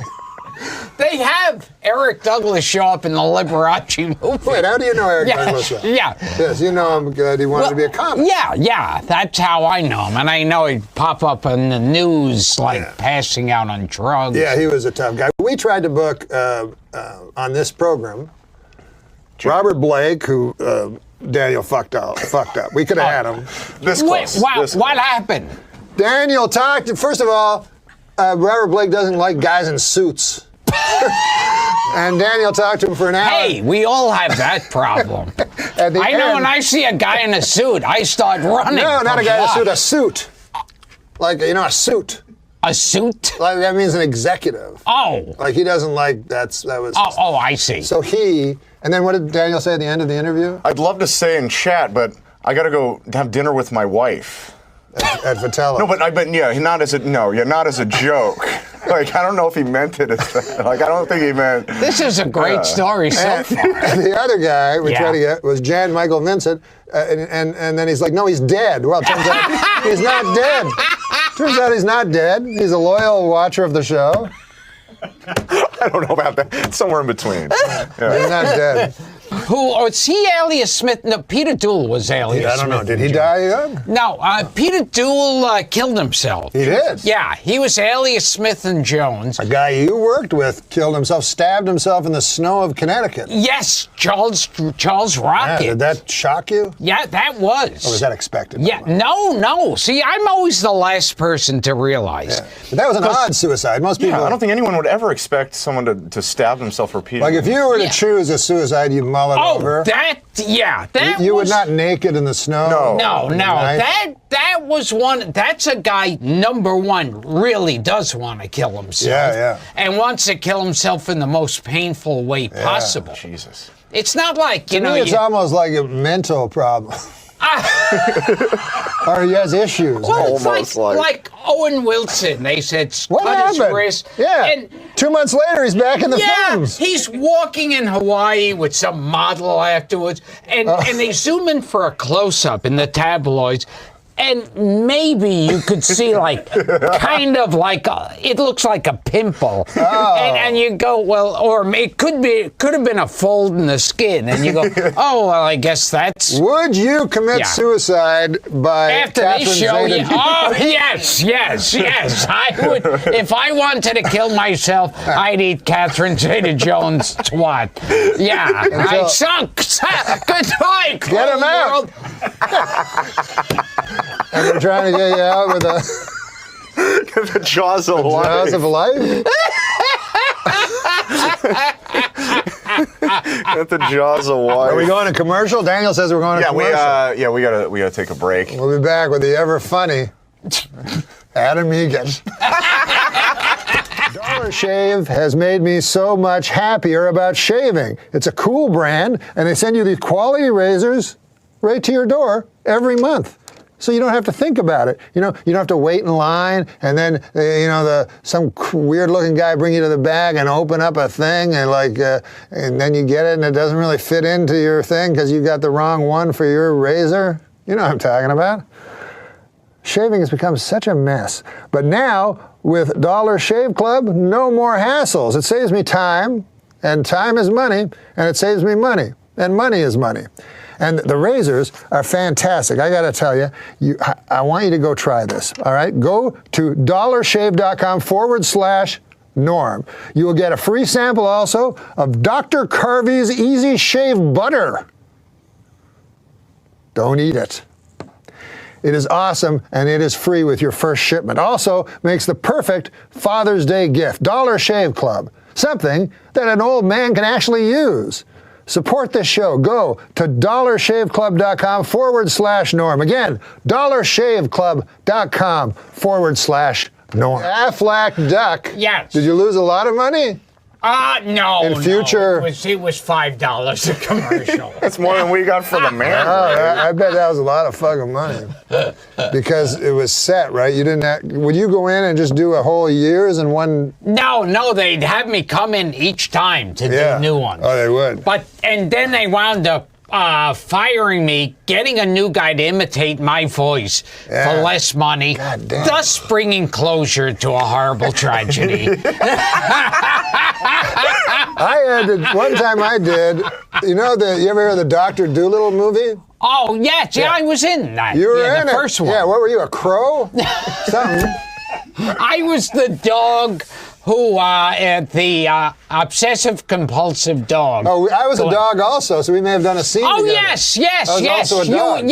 You were the dog talking to the lion. And they called me and said, Eddie wants you to do this movie, and then I never got to meet Eddie. No, I didn't meet him during that met either. Betty Thomas. Yeah. And then I do a line, and she goes, "This is not that funny." And I have to think all night trying to think of a funnier line. But anyway, the point was I was going to say, I did all 9 Dr. Dolittle movies because they said otherwise we'll just get a sound alike. And I was like, I don't want that guy to make money. Yeah. I did a thing on Family Guy. Everybody knows me from that one fucking little thing. So does that ever happen to you? I did. Like a surprising thing? Yeah. Aladdin. Yeah, Aladdin. That was a surprise. Yeah. Boy, who would think a Disney film would be big? Who would think from Aladdin, which nobody saw, I thought that right and didn't play outside of New York? I mean, it's no. It was such a Shudini. It was such. I meant to say Shudini. Shudini. It's no Ford Fairlane. You ever seen Shudini? Yes. No, I haven't. Do we have a copy of that God commercial? damn, I wish we could. We're going to get one. In it, Brent's going to get a copy of Shudini. And what was it? It was a great... Oh, wait, it was like a fake infomercial, right? Yeah, Or was no, it it was real real. infomercial? Oh, my People God, thought it that was was fake. real? And it's like, what was the catchphrase, though? It's like a shoehorn. On a stick. I can't believe that was real. And you know how every infomercial has like the beginning that shows the way you're doing it now is dangerous and bad. They would have these old people trying to put their shoes on and off and falling down dead, like they a look of terror and then falling to, and you go, how many old people die from putting their shoes on, and some people, if you're cynical, you might go, well, why don't they sit in a chair when they put their shoes on? But it's just you're old and you don't think of that. What about the time when the old product works, like Canacori apple? Oh yes, yeah. What, an apple core? I'm the chef for the future. Chef of the future. Chef of the future. Ha ha. What have you brought with you, Chef of the future? Who, pray tell, is this?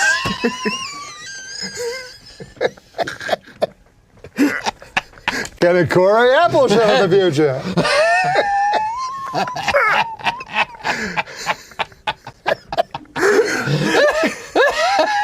What about the third incarnation of Lucille Ball's career, her final show? Oh my God, the best. That was, what was that one called? 75? Life with Lucy? Life with Lucy. Yeah, that's where she was like 90 and they'd still have her this on top wacky, of a ladder. Yeah. She's still a wacky girl and she's 90, so it's really sad. Yeah. See, I grew up on the second one where she seemed like a drunk. Oh yeah, Mr. where she was Mrs. McGillicuddy. And Mr. Mooney. Yeah, Gail Gordon and she'd remind you of your like drunk aunt, like Joy Behar kind of. Joy Behar reminds me of an older person in my family that's funny around the table. They're virtually what she is. Yeah. They're losing a couple of people from The View, though. I think they're losing Elizabeth Hasselbeck and Joy Behar. No, Elizabeth Hasselbeck. There was a rumor. Oh, there was just a rumor. Yeah. That was. Thank God. That was urban legend. You checked Snopes on that? We're gonna get it. I think we're getting a clip of Shoudini, right? Oh. No. Yeah, thank Shoudini. Oh no, we don't have to do it in real time. We can just. Well, I want to see it. Without audio. Oh, that's retarded. Oh, well, that doesn't make any sense. Yeah, that's not good. No, Oh, this is the one where I do the voiceover. We have it without audio. Yes. No. We have a Popeye cartoon, but you can't hear him. We've got a Frank Sinatra record that we could show on camera. What are we going to show it for? Yeah, we don't have to show. No audio, just a bunch of pianos falling on old people trying to use a regular shoehorn. I was thinking about Saturday Night Live in the first years. I go, the sketches that didn't work, I go, I guess they're avant-garde. Oh, yeah. Out bending over. And unlike regular shoehorns, Shoudini has a patented grip clip that holds your shoe in place. Yes. We've already explained it. It's almost like after an Adam Ega. Bending over to put your shoes on is a back-breaking chore. One wrong step, you could end up on the floor. And trying to get them off can hurt even more. Well, now there's Shoudini, the world's first shoehorn that lets you get your shoes on and off with ease. Shoudini has a telescoping handle that gives you the reach you need so you can slip your shoes on without bending over. And unlike regular shoehorns, Shoudini has a patented grip clip that holds your shoe in place while you take it off. Just slide it in and slip them off. Shoudini works with all your shoes. You can even use them on sneakers. And just look how easy it is to put on and take off dress shoes, even when they're laced up. No more wrinkled clothes trying to get your shoes on. No more scuffing and damaging your shoes trying to get them off. Shoudini is perfect for anyone with arthritis or back pain, especially those with limited mobility. Plus, the grip clip lets you pick up your shoes off the floor without bending over. So stop bending and struggling with your shoes every day and get them on and off the easy way. Get Shoudini right this second. Come on, please. It's not just a shoehorn. And look at that shoehorn like erotic look when she pulls the thing out. And get your Shoudini for just $14.99. You'll also receive our shoe renewer, the one-patch clear coat refinisher that works on any color to keep your shoes looking fresh and new. Plus, it's great for restoring handbags too. A $15 value free. But call right now. That's right. You get 2 Shoudinis and 2 shoe renewers, all for only $14.99. Yeah, it was. Well, it has that hook that I like. Yeah. Yeah. But seriously, what does something like that pay? That wasn't bad. Yeah. Do you get paid like for voice stuff and shit? Yeah. Because I always go. No, I do it for charity. A lot though. Yeah. Because I say to my agent, I got a weird voice. Everybody's always like making fun of it, and people come up to me and go, "Hey, here's my impression of you." So I go, if I'm going to be made fun of, hey lady. Yeah. Then why can't I do voice work? Which seems very easy to me. Like it would be easy. Oh yeah. Because you just you don't have to move your hands. And, gesture. That's the worst part about acting is the gesture. It is. Yeah. I fucking seriously. I was in this movie. I don't know how to act. So I heard less is more. I'm like, this is great. Yeah. I won't do anything. And the guy did not care for it at all. I thought like by doing almost nothing that he would, in my stillness, see something. Didn't work. No. Sanford Meisner. You ever hear that fucker? No. Oh, yes. Yeah, he was my teacher. He was? No, but his teacher, my teacher had... Was this the one you took with Stevie? Yeah. Oh, what was it? We did this thing, me and Stevie Ray Fromstein. Yeah. And we were he's big. He's very good at What's his thing Sanford now? Meisner. He's the holy atheist. Okay. So he goes on, half his act, his first act, half his act is how there's no God. The second half of his act is how brutal, what is it called? Circumcision is. Yeah, that's it. Yeah, it's all about circumcisions. And the audience is very... Yeah. The first half is okay because it's very in vogue, the God thing, but the circumcision and they start losing people. Yeah, people are like, oh. And anyway, he's very graphic with it. He's very graphic. He talks about how. I don't know why I'm talking. No. The acting class that you took with Stevie. I don't like when he tells me to tell a story. Yeah, sorry. Then it's not a You good mentioned story. the guy. You tell him a fucking story. No, that doesn't go well. Tell him your best story. My best story was the Stevie. You just fucking told it. No, it happened to you. He's a comedian. You do the Tempe Improv? Okay. You know I that think so. I worked a few improv. Yeah. Tempe, the big theater. Yeah, yes, I used to manage up there. Yes, I have. You were also a stand-up there. No. You told me you did stand-up. Well, I did. I mean, for like 3 or 4 months. What was your joke? You had one joke? It was so ridiculous. It was stupid. What was it? Oh God, man! It was something like don't take a shot from a girl at a bar because it looks ridiculous. It's never good. I think the punchline was is this a Care Bear cum shot or something? It was really ridiculous. I don't remember it. It was so long ago, but that was the gist of it, and that's why I don't do stand up anymore. You should open with it. Yeah. I should open and close with it. He can't even tell his own joke. Yeah, I mean, again, I tried it maybe like less than a dozen times. I did it maybe 7 or 8 times. I did stand up, and it was years ago. Don't take a shot at a girl at a bar. I think it has to do with the Care Bears. It's like, what? That was the worst. We're back with Norm MacDonald Live. So this Gilbert Gottfried. Yes. You want to plug anything? Yes. Yes. My website's gilbertgottfried.com. Oh, and you can get the great book there. Yeah, you can get an autograph, Rubber Balls and Liquor on gilbertgottfried.com, and you could get my Dirty Joke DVD. Yeah, that's a great DVD. And my Twitter account, if you weren't born in Tokyo. At Gilbert Gottfried. At Real Gilbert. Oh, at Real Gilbert. Yes. So I just type in his name. Just at Real Gilbert. And my website's gilbertgottfried.com. Excellent. That I got from someone in Thailand. I did. You did? I had to buy my name. Oh, really? Yeah. Because they just buy everybody's name? Oh, yeah, hoping yeah. Fuck. That's fucked up. How much does that cost? That was a double insult. Number one, I had to buy my own name and how cheap I got it for. It's like, he said, okay, yeah, for that price, we could throw in a yakovsmirnov.com also. Yakov's back on the scene. Yeah, he is. Yeah, he comes in. What a country. He still can't get over this country. It's weird, because he's been here forever now. Fucking Branson, right? In America, you drink water.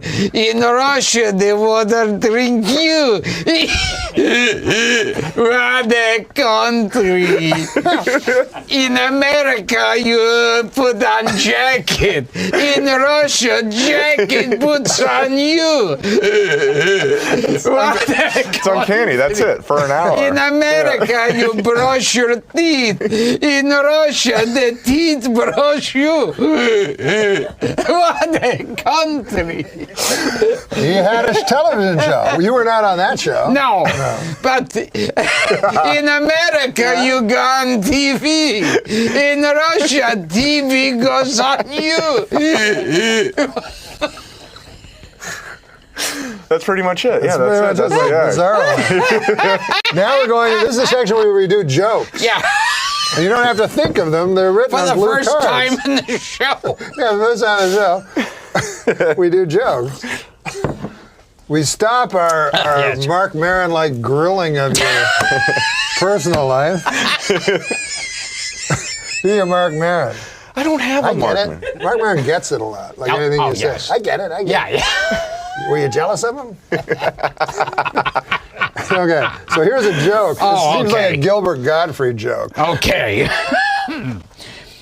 Today is the 11th birthday of President Obama's youngest daughter, Sasha, or as I like to call her, the uppity one. Oh, goodness gracious. Yeah. Jesus I'm a regular Mozart. You know that sweet old song, T for Two? Certainly. Why, certainly. Nobody near us to see us or hear us? I think those people wanted to get down to some serious fucking. Oh, my goodness. Wow. Here it is. You didn't see that one coming. I think the reason I most look forward to China ruling the earth is that all of their last names sound like slang for cock. I'll tell you a joke. This one, it sounds like a Gilbert joke because it's ripped from today's headline. You know the story about Sergio Garcia and Tiger Woods? Don't I? All right, then this joke will be perfect. It's a little it's on the longish side. What was I living in a cave? The Gulf War between the Gulf War. Yes. No, the Gulf War. The Gulf War ended 18 years ago. There's nothing to do with Kuwait. But it's still the lives lost. That's why it's important to me, that Gulf War. Could we put a U there so it looked like it is the Gulf War? Okay, this is the Gulf War. It's a Gulf War. Gulf War. I agree with you. Gulf War. Yes, I agree that when you first glance. But there's been a Gulf War. Because, when you think of Tiger Woods, you think of, like, how he risked his life in the Gulf War. Yeah. He was a war hero. He was? The D-Day invasion on the Gulf. Didn't know that. Yes. Only half. Well. Okay. Wait, I think I may have broken the joke there. Wait, so I don't have to do it? No, you don't have to. Okay. You're going to do that one. Oh, all right. I'd like to say something to Michael Douglas. I sang with Liberace. I knew Liberace. Liberace was a friend of mine. Michael Douglas, you're no Liberace. I'm sorry. See, Here, I'll give you another. I think Jay Leno could do that in his. It was long.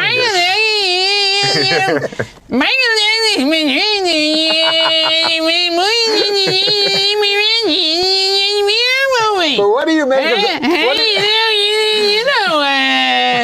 you make of the late night wars? I'm very upset. What would you do if Seth called you over to the couch? Oh, that would be exciting. Okay. Next week I'll be doing Woody Woodbury's talk. Woody Woodbury. The idea of the show was that I'd become an important. Oh, there's an idea to the show. There's a theme to every show. And I've looked up on the internet some important comedians that talk about jingoism. And I will die thou. Anyways, I would like you to see this. I would like you to see this, especially you, and to learn that I looked up I will die thou. Yeah. It's not all about Henny Youngman and stuff like that. Although, this is what I was thinking. Yeah. Henny Youngman says, "Take my wife, please." It's a 3-word setup and a 1-word punchline. Yes. Isn't that incredible? It is. Okay, so let's watch what I found on the internet. This is the new comedy. We're going to play it? Yes. He didn't get murdered. He got murdered by those fuckers. I knew he was dead. I didn't know that was the way. That's not what happened. And you know who I blame? In a way, you can't help but blame those people that the starving children lobby. Well, I didn't want to say it. I didn't want to say it in that pithy way. I blame the Jews for murdering. I didn't want to say it right out. That wonderful man was killed by the Jews. Now, you feel that was because the Jews are against starving children, against space exploration? They've always been against. I'll tell you one thing about the Jews. Yes. They've always been against those starving children. I've seen Jewish gangs beat up starving children. Oh, my goodness. Who try to move into their neighborhood. Now, Adam Egget, you know Adam Egget, right? No. He tells me this big story about how the pictures from the planes on Dachau and stuff don't show enough. The chimney is not long enough. It doesn't cast a long shadow enough to have possibly been big enough to service the killing machine of Hitler. That's what he told me. I've been saying that for years. Oh, you have? Yeah. Oh, okay. Well, you finally found someone to agree with you. And he said, how could the cyanide, why would the guards not all be dead from pulling open the doors? I go, I don't know. I don't have every answer. But anyways, this man was murdered. That's the important thing. And for saying what? That Reagan should be murdered? That was a great joke. We have another joke, Brent. We have another a great comedian. joke. Brent, are you? Oh, look at this. Now the thesaurus is other words for cluster would be clump, mass, group, body, crowd, which brings me to Gustave Le Bon and his famous treatise on mob mentality called The Crowd. Whenever you're in a crowd, unfortunately, the IQ of the crowd tends to sink to the lowest common denominator, and that's where you get mob violence or the unexamined narcissism of nationalism and jingoism and sports enthusiasm and things of that nature. That to me is a clusterfuck because you can get stuck in that and you would like to have a more I-thou relationship with the world instead of the I-it clusterfuck of the crowd. She was shot. I have to say, she's dead now. She was shot? Yeah, she was shot after doing the clusterfuck. She was the clusterfuck? Because she told the truth about she told the truth clusterfuck. about the famous Gustave LeBron. It's not LeBron. Something like that. But his theory. Okay, listen, this is what we have to do. I'm really, really decrying this bit now. But this is how the bit reads. That this man was murdered. Yes. I'm starting to do important comedy. So I'm going to take it one step further. Tell me more. I am going to say... I'll be the Fred Allen here. My, tell me more. I am willing now. Why, it's Senator Claghorn. Remember Senator Claghorn? Well, Fred, I say Fred. Senator Claghorn, you probably... Ellen Claghorn? Well, it was like Froghorn Leghorn was based on Senator Claghorn. Okay. An old character. Well, you see there, Fred. Ah, yes, Senator Claghorn. A highly racist senator. Oh, got it. That later became a cartoon rooster. Okay. We are now I am going to kill myself. Oh, yeah. Like a monk. I've been waiting for you to say that for years now. Yeah, you really want to do that? Yeah, because of the war and Coney and everything. The war in Coney? No, Coney, the fucking armed children. The starving children versus the Jews. Do you know what happened with Coney, the killer in Africa? They made a movie about him. Yeah. The guy who made the movie about him ended up whacking off in public. That's what I was... Sure.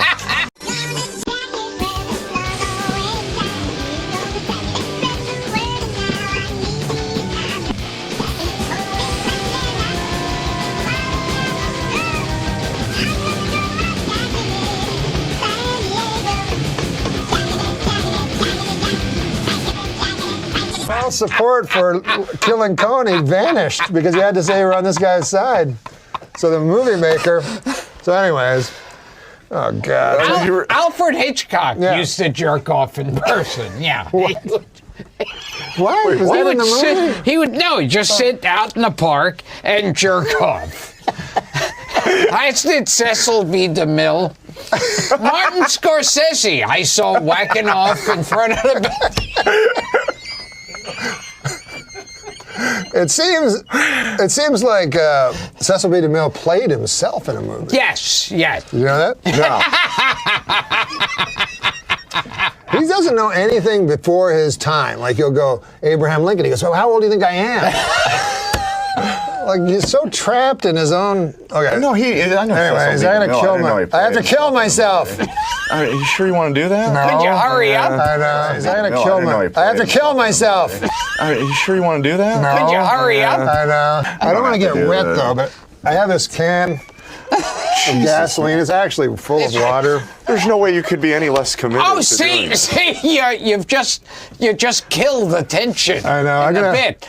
But everyone really thought. Remember those monks back in the old days? Yes. Like in Vietnam? He doesn't remember them. They're before his Okay, time. so- Monks, that's just- monks are before his time. Yeah. He's like, he thinks Monk is like Tony Shalhoub. Okay. So, I think people get the idea. Do you think people get the idea yet? No, You don't no. wanna I get think shocked. I think You you're. don't want to get shocked. Oh, my mic. You're actually going to kill yourself. Yeah, I'm going to kill myself now. What, just pull it? Come on, Gilbert, you gotta... Yes, yeah. What am I supposed Gilbert to do? and I both got fired from Saturday Night Live. I think it's pretty clear now why. Fucking play along, right? Look, this is my mic. I'm using it as a mic. Okay. I was fired from Think of the Night too. That's when you really, when you hit rock bottom. Not good enough for Think of the Night. I'm now going to douse myself in gasoline. Oh, Christ. Is it coming out? No. Oh, all right. Okay. Okay. Now, do you have a lighter, Adamiga? Yeah, I got a lighter. Okay. Do you have a line, Gilbert? No. I pretty much give up. No, Gilbert. What was the line? You told me. You told me Do you want me to before the light it? show what the line was. Tell me what the line is. I'll say it. Gilbert, you need to say no, Norm. Not It's yet. too important. Okay. Okay, wait, not yet. Okay. Want me to light it? Pour more water on yourself. God damn it all. Okay, I'm soaked There's in no way this gasoline would now. light. You need more gasoline. No, I forgot my line. Okay, just light it. Go ahead. Pour some more water on. Grant, come on, man. Say no. He's too important. Light me. There's clearly not enough gasoline. Light it, though. Seriously. No. I fucked up the line again. Pour more water on yourself. Come on, Grant. I mean gasoline. He's too important, Gilbert. Say no, Norm. He's too important. Gilbert, Jesus.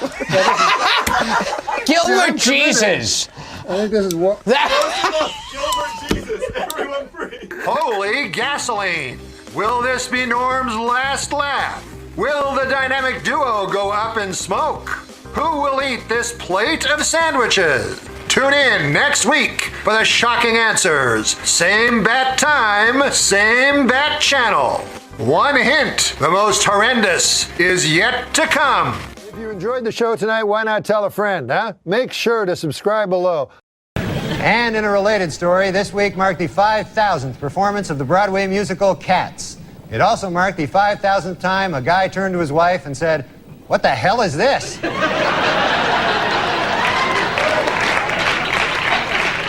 Just your manager, Jimmy. Oh, is he back there? He asked me to go to cabaret with him tomorrow night. Is that true? Was that? You think it was a date? Or? I don't know. I never heard a dude ask another dude that.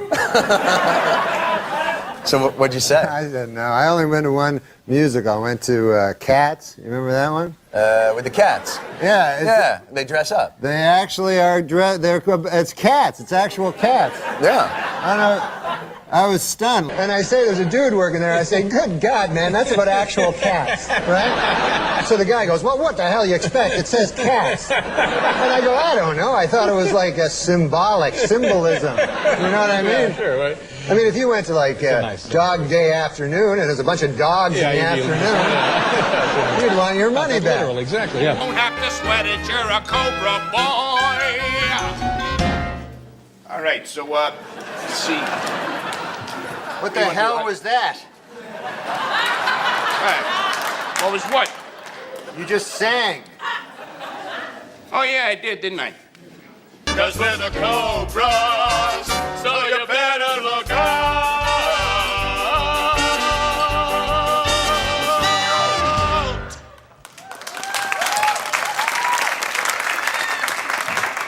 What? How you come up with a song so fast? No, just came to me. What about? Just came to you. Well, it was perfect. It was like you rehearsed it or something. Here's the plan. Get over here, guys. The Panthers hang around 34th and Main. They're pretty juiced by midnight. And that's when we strike. Right. That's when we...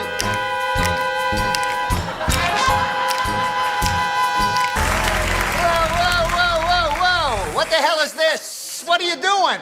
We're being cobras. Ah, look, that's it. What is up with you guys? What? He started singing, then he started singing, then he started singing, then he started singing. So I started singing. It happens. No, it does not happen. This was clearly choreographed. The Panthers! The Panthers are coming to get you! Yeah, I saw them down the street! Okay, now listen up. Here's the plan. We're gonna ambush the Panthers. Honey! Oh, no, that's not good. Okay, Big Jake! Oh, God, this isn't working out.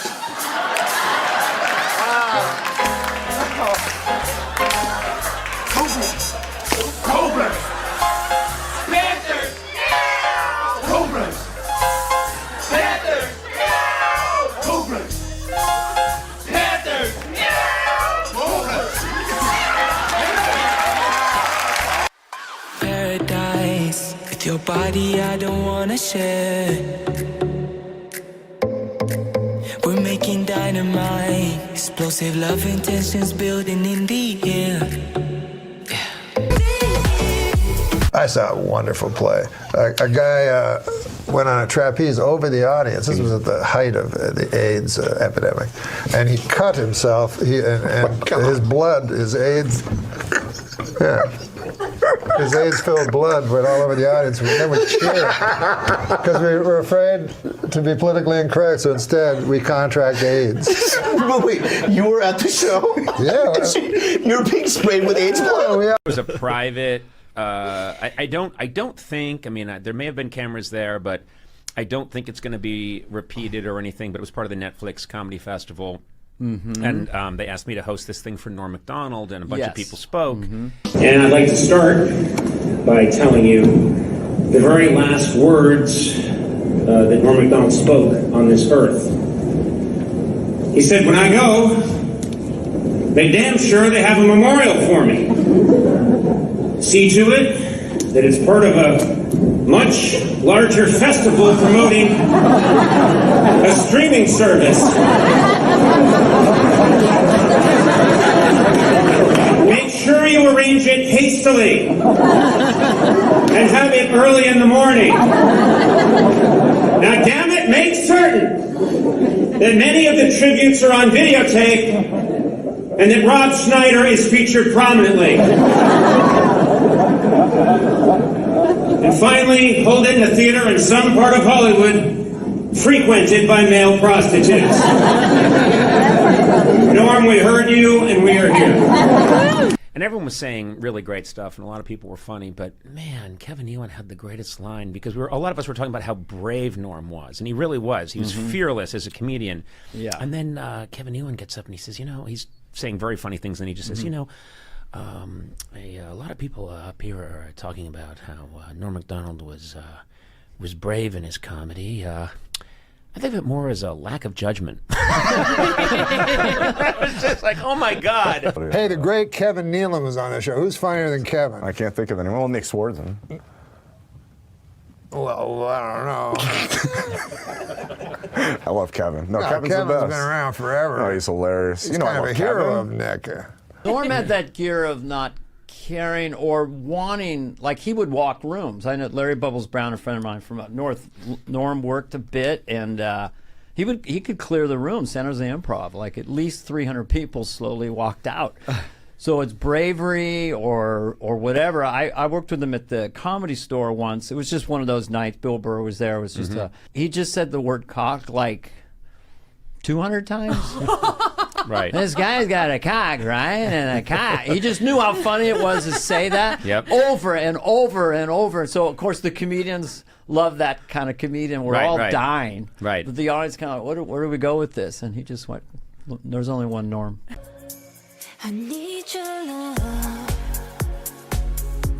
You free my mind. I need your love.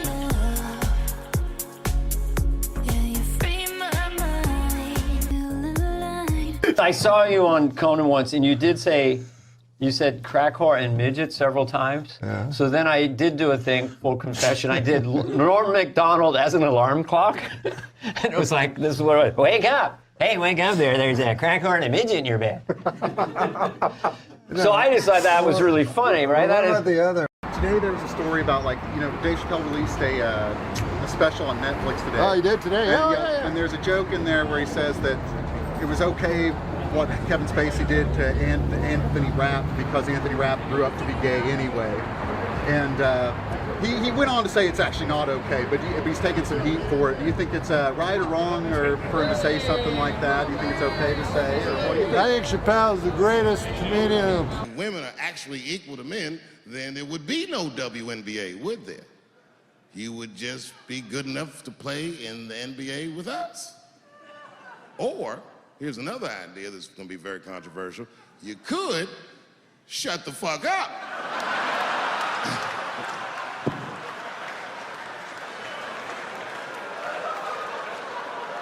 After closing out a successful first season, the WNBA is considering several changes to improve the level of play in the league next year. Among the proposals, extending the playoffs, increasing salaries, bringing back the three-point line, and replacing all the female players with guys.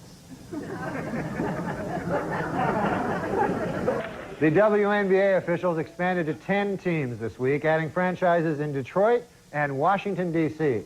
But before you get too excited about the new additions to the league, remember, all of the players are still women. They stink at basketball, that's the problem. Other than that, it'd be a good, good game, but they're all horrible, so it makes for a boring game. The next time I watch a WNBA game will be the first time I watch a WNBA game.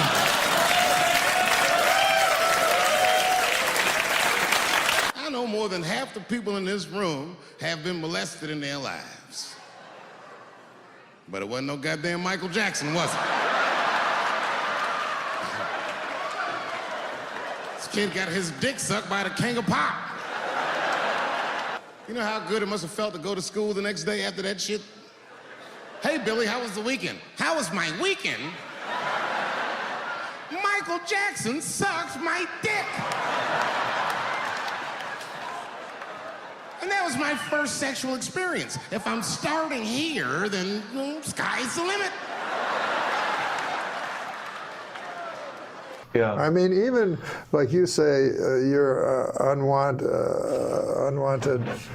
WNT allegations against Michael Jackson, there had to be kids that were like, well, this is pretty cool. Yeah. This is not some old priest. The rule is that no matter what you do in your artistic expression, you are never, ever allowed to upset the alphabet people. You know who I mean. Those people that took 20% of the alphabet for themselves. I'd say the letters, but I don't want to conjure their anger. It's too late now. I'm talking about them L's and them B's and them G's and the T's. He should have just gone, I'm a lady, and then that would have been good for the LGBTG. The community, the community. I don't know if you've been over, if you've seen them and shit, but it's a nice community. And it would have been good. All the LGBTBL. I try to be inclusive of all the letters in the alphabet. Everybody in the car respects the T's, but everyone also resents the T's. It's not the T's fault, but everyone in the car just feels like the T's are making the trip take longer.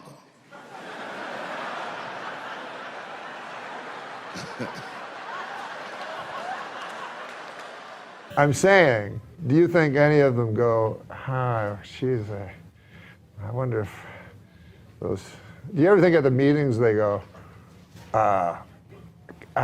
could I, because in their community, the LGBT community, I don't know where it exists, where they have their headquarters, but do you ever think the L's, the G's, and the B's go, I have an idea. The T's, I think it's LGB sounds good.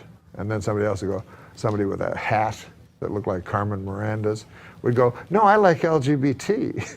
And then the other person, you're going to get a lot of trouble for this segment. I'm not. What? I'm not. I love everybody. You know what I mean? Without love, what do we got? I don't care if a guy's a guy, a girl, a guy, girl. I couldn't care less. I love them all. What do you make of... I'll have sex with any of them. So you're the B? Huh? You're the B? No, I'm a person that is so tolerant that I would have sex with an L, a G, a B, or a T. Isn't that nice? But I would not have sex with a straight person.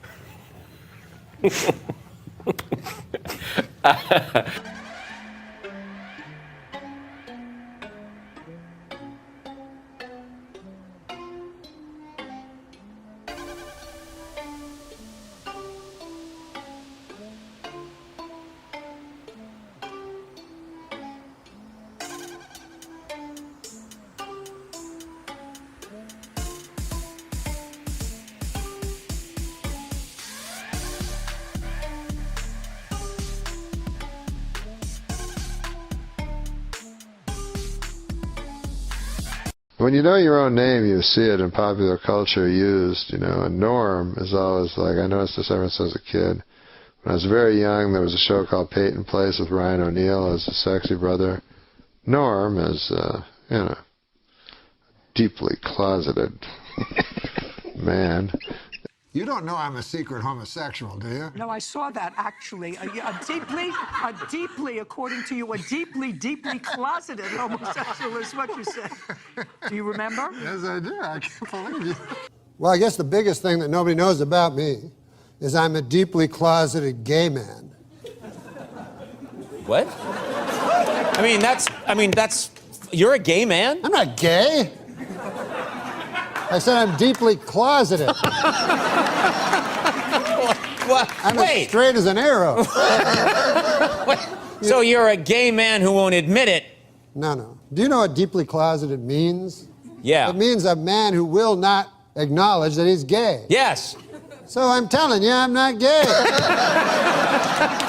You know, on your last show, I came out as a deeply closeted gay man. Yeah. And I'm not gay. But David, on one time, this is a true story, and Dave, you'll attest to this, bought me a beautiful leather jacket. Oh, that's right. Well out of my price range. Now, I'm no one to take charity. I'm not one to take charity. I'm saying I sucked him off. What's something people don't know about you? I'm a deeply closeted gay guy. No kidding. Well, I'm not coming out, though. Wait a minute. What are you revealing here today? I'm not revealing anything. I'm saying I'm deeply closeted. Well, that means you're gay. That means you're very, very gay, but you don't want to come out. You're so closeted. That I refuse to say I'm gay. Right. Exactly.